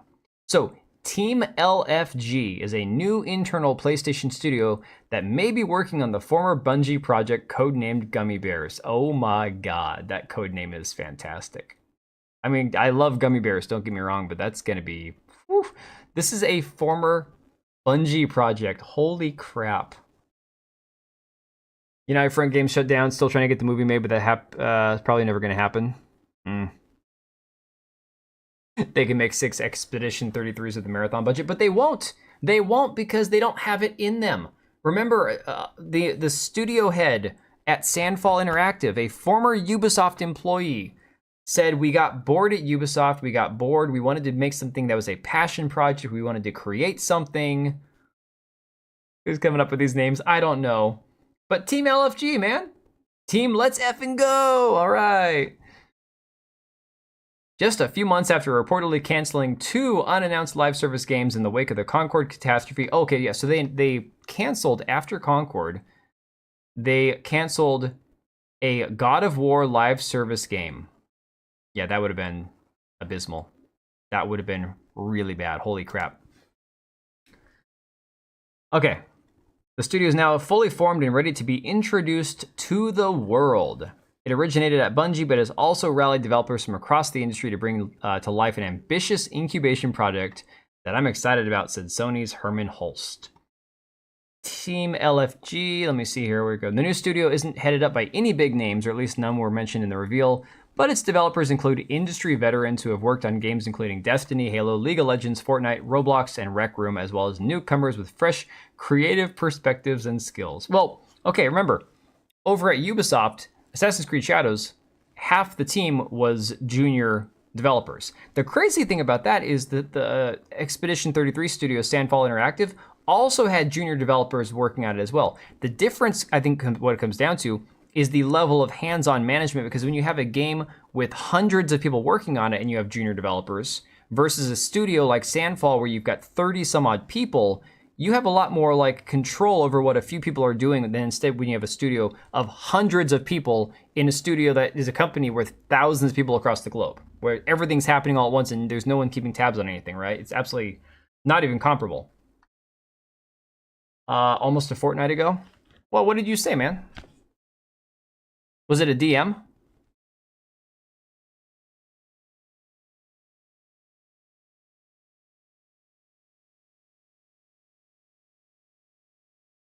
Dude, where are your DMs at?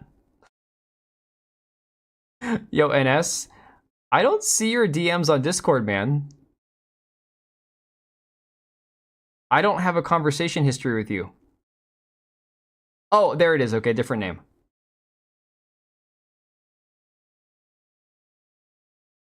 Oh yeah, no, so that the frequency with uploads and as far as like the algorithm, dude, I just went back to what I was doing before. Time period Fortnite or a game update Fortnite. No, he knows I don't play Fortnite. No problem with the game. I think the game is very well made and they have a very good target audience. I just don't personally like the game. I think it's stupid. Let's see. They think it'll fund the studios for the rest of their lives. Why they waste their time making this nonsense, I don't know. Yeah, the corporations want the games. Studio's just a name, and like BioWare and Bungie and other people who made those great games work there anymore. It's like any company, man. You know, once upon a time, here's a weird side tangent.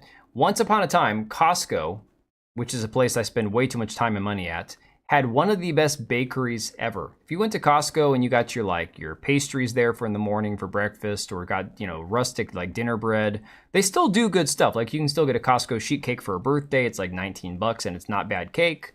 They still make decent like bakery goods, but their bakery goods used to be exceptional. Well, along the way, new management, new ingredients, new people working there. Things change, right? Just because a company made you a product once upon a time that you liked doesn't mean along the way that the ingredients aren't going to change, or the process isn't going to change, or that the management isn't going to change. So just having a name associated with a company doesn't mean shit when there's turnover, when there's different people coming and going, when again the core of the industry is like constantly evolving and people are moving from left to right, and it's like everyone's all over the place, It should take us 2.5 Concords to get to your house. Oh my god.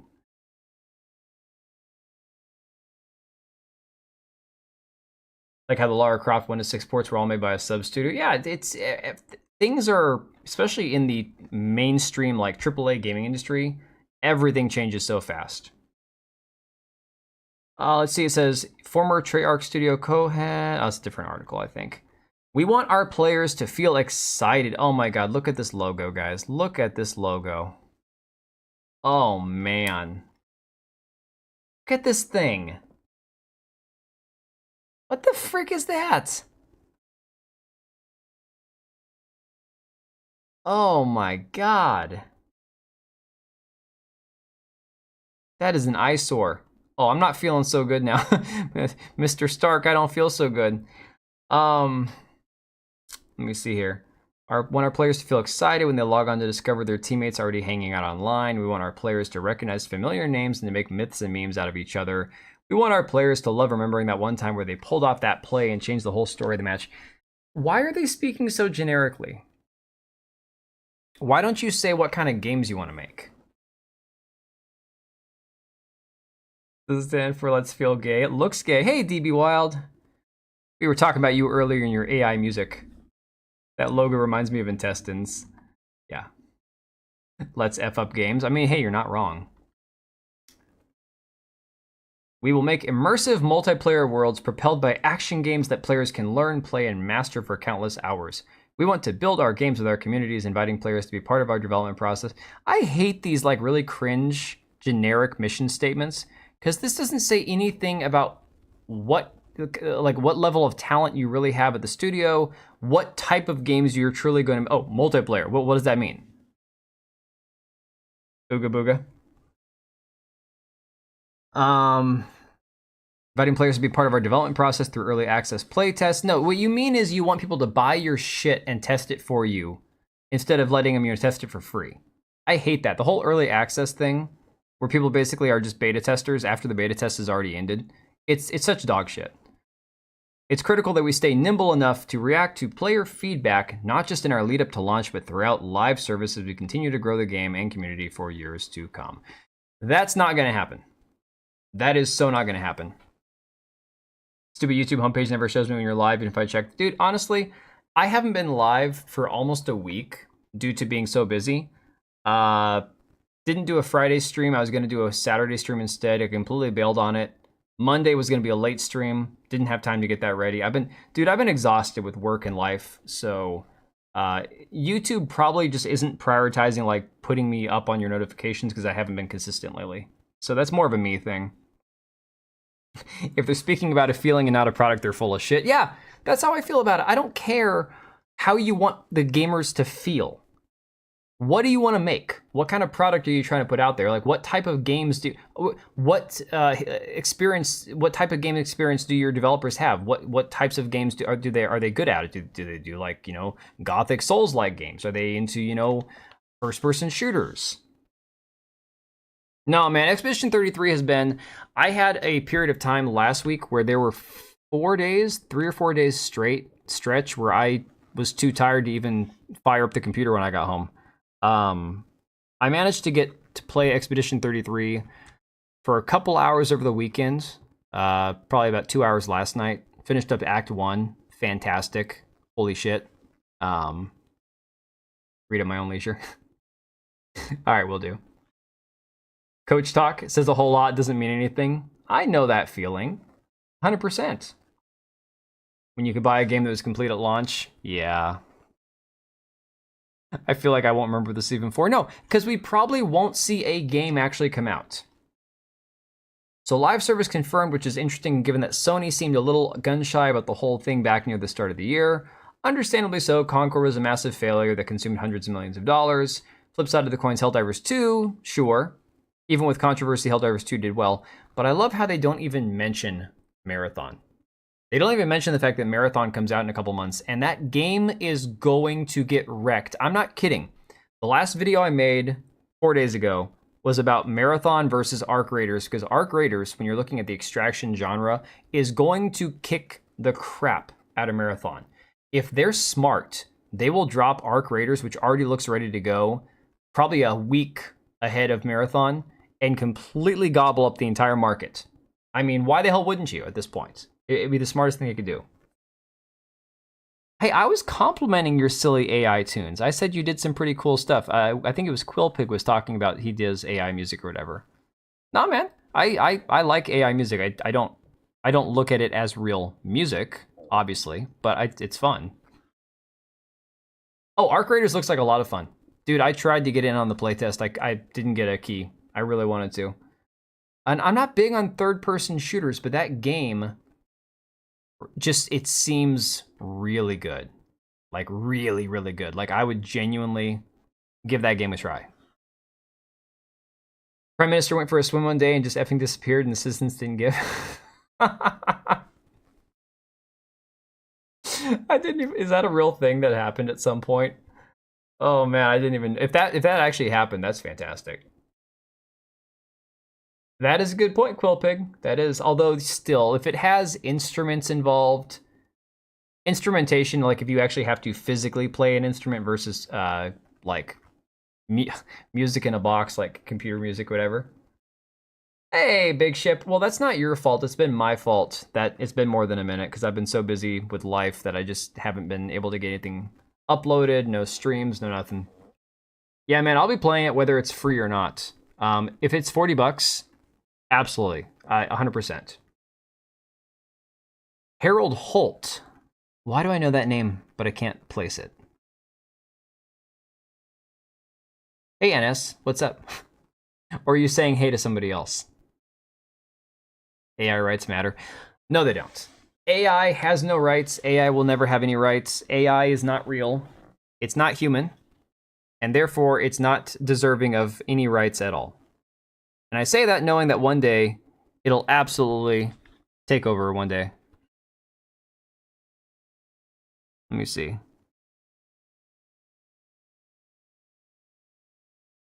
Aw, NS, you sent me a nice message, man.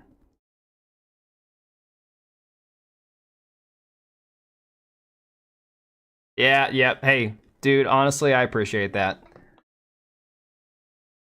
He was our prime minister that went for a swim and disappeared. That was a real thing. Then modern pop music is just sampling pre-recorded tracks and merging them into a somewhat pleasant way to millennials and zoomers. Interesting. Oh, the sound design and Simple Jack, the thing about the sound design in Arc Raiders is that's what really got a lot of people, myself included, about Tarkov. The sound is just so good. The sound is fantastic. But unfortunately, Tarkov freaking sucks ass to have to play.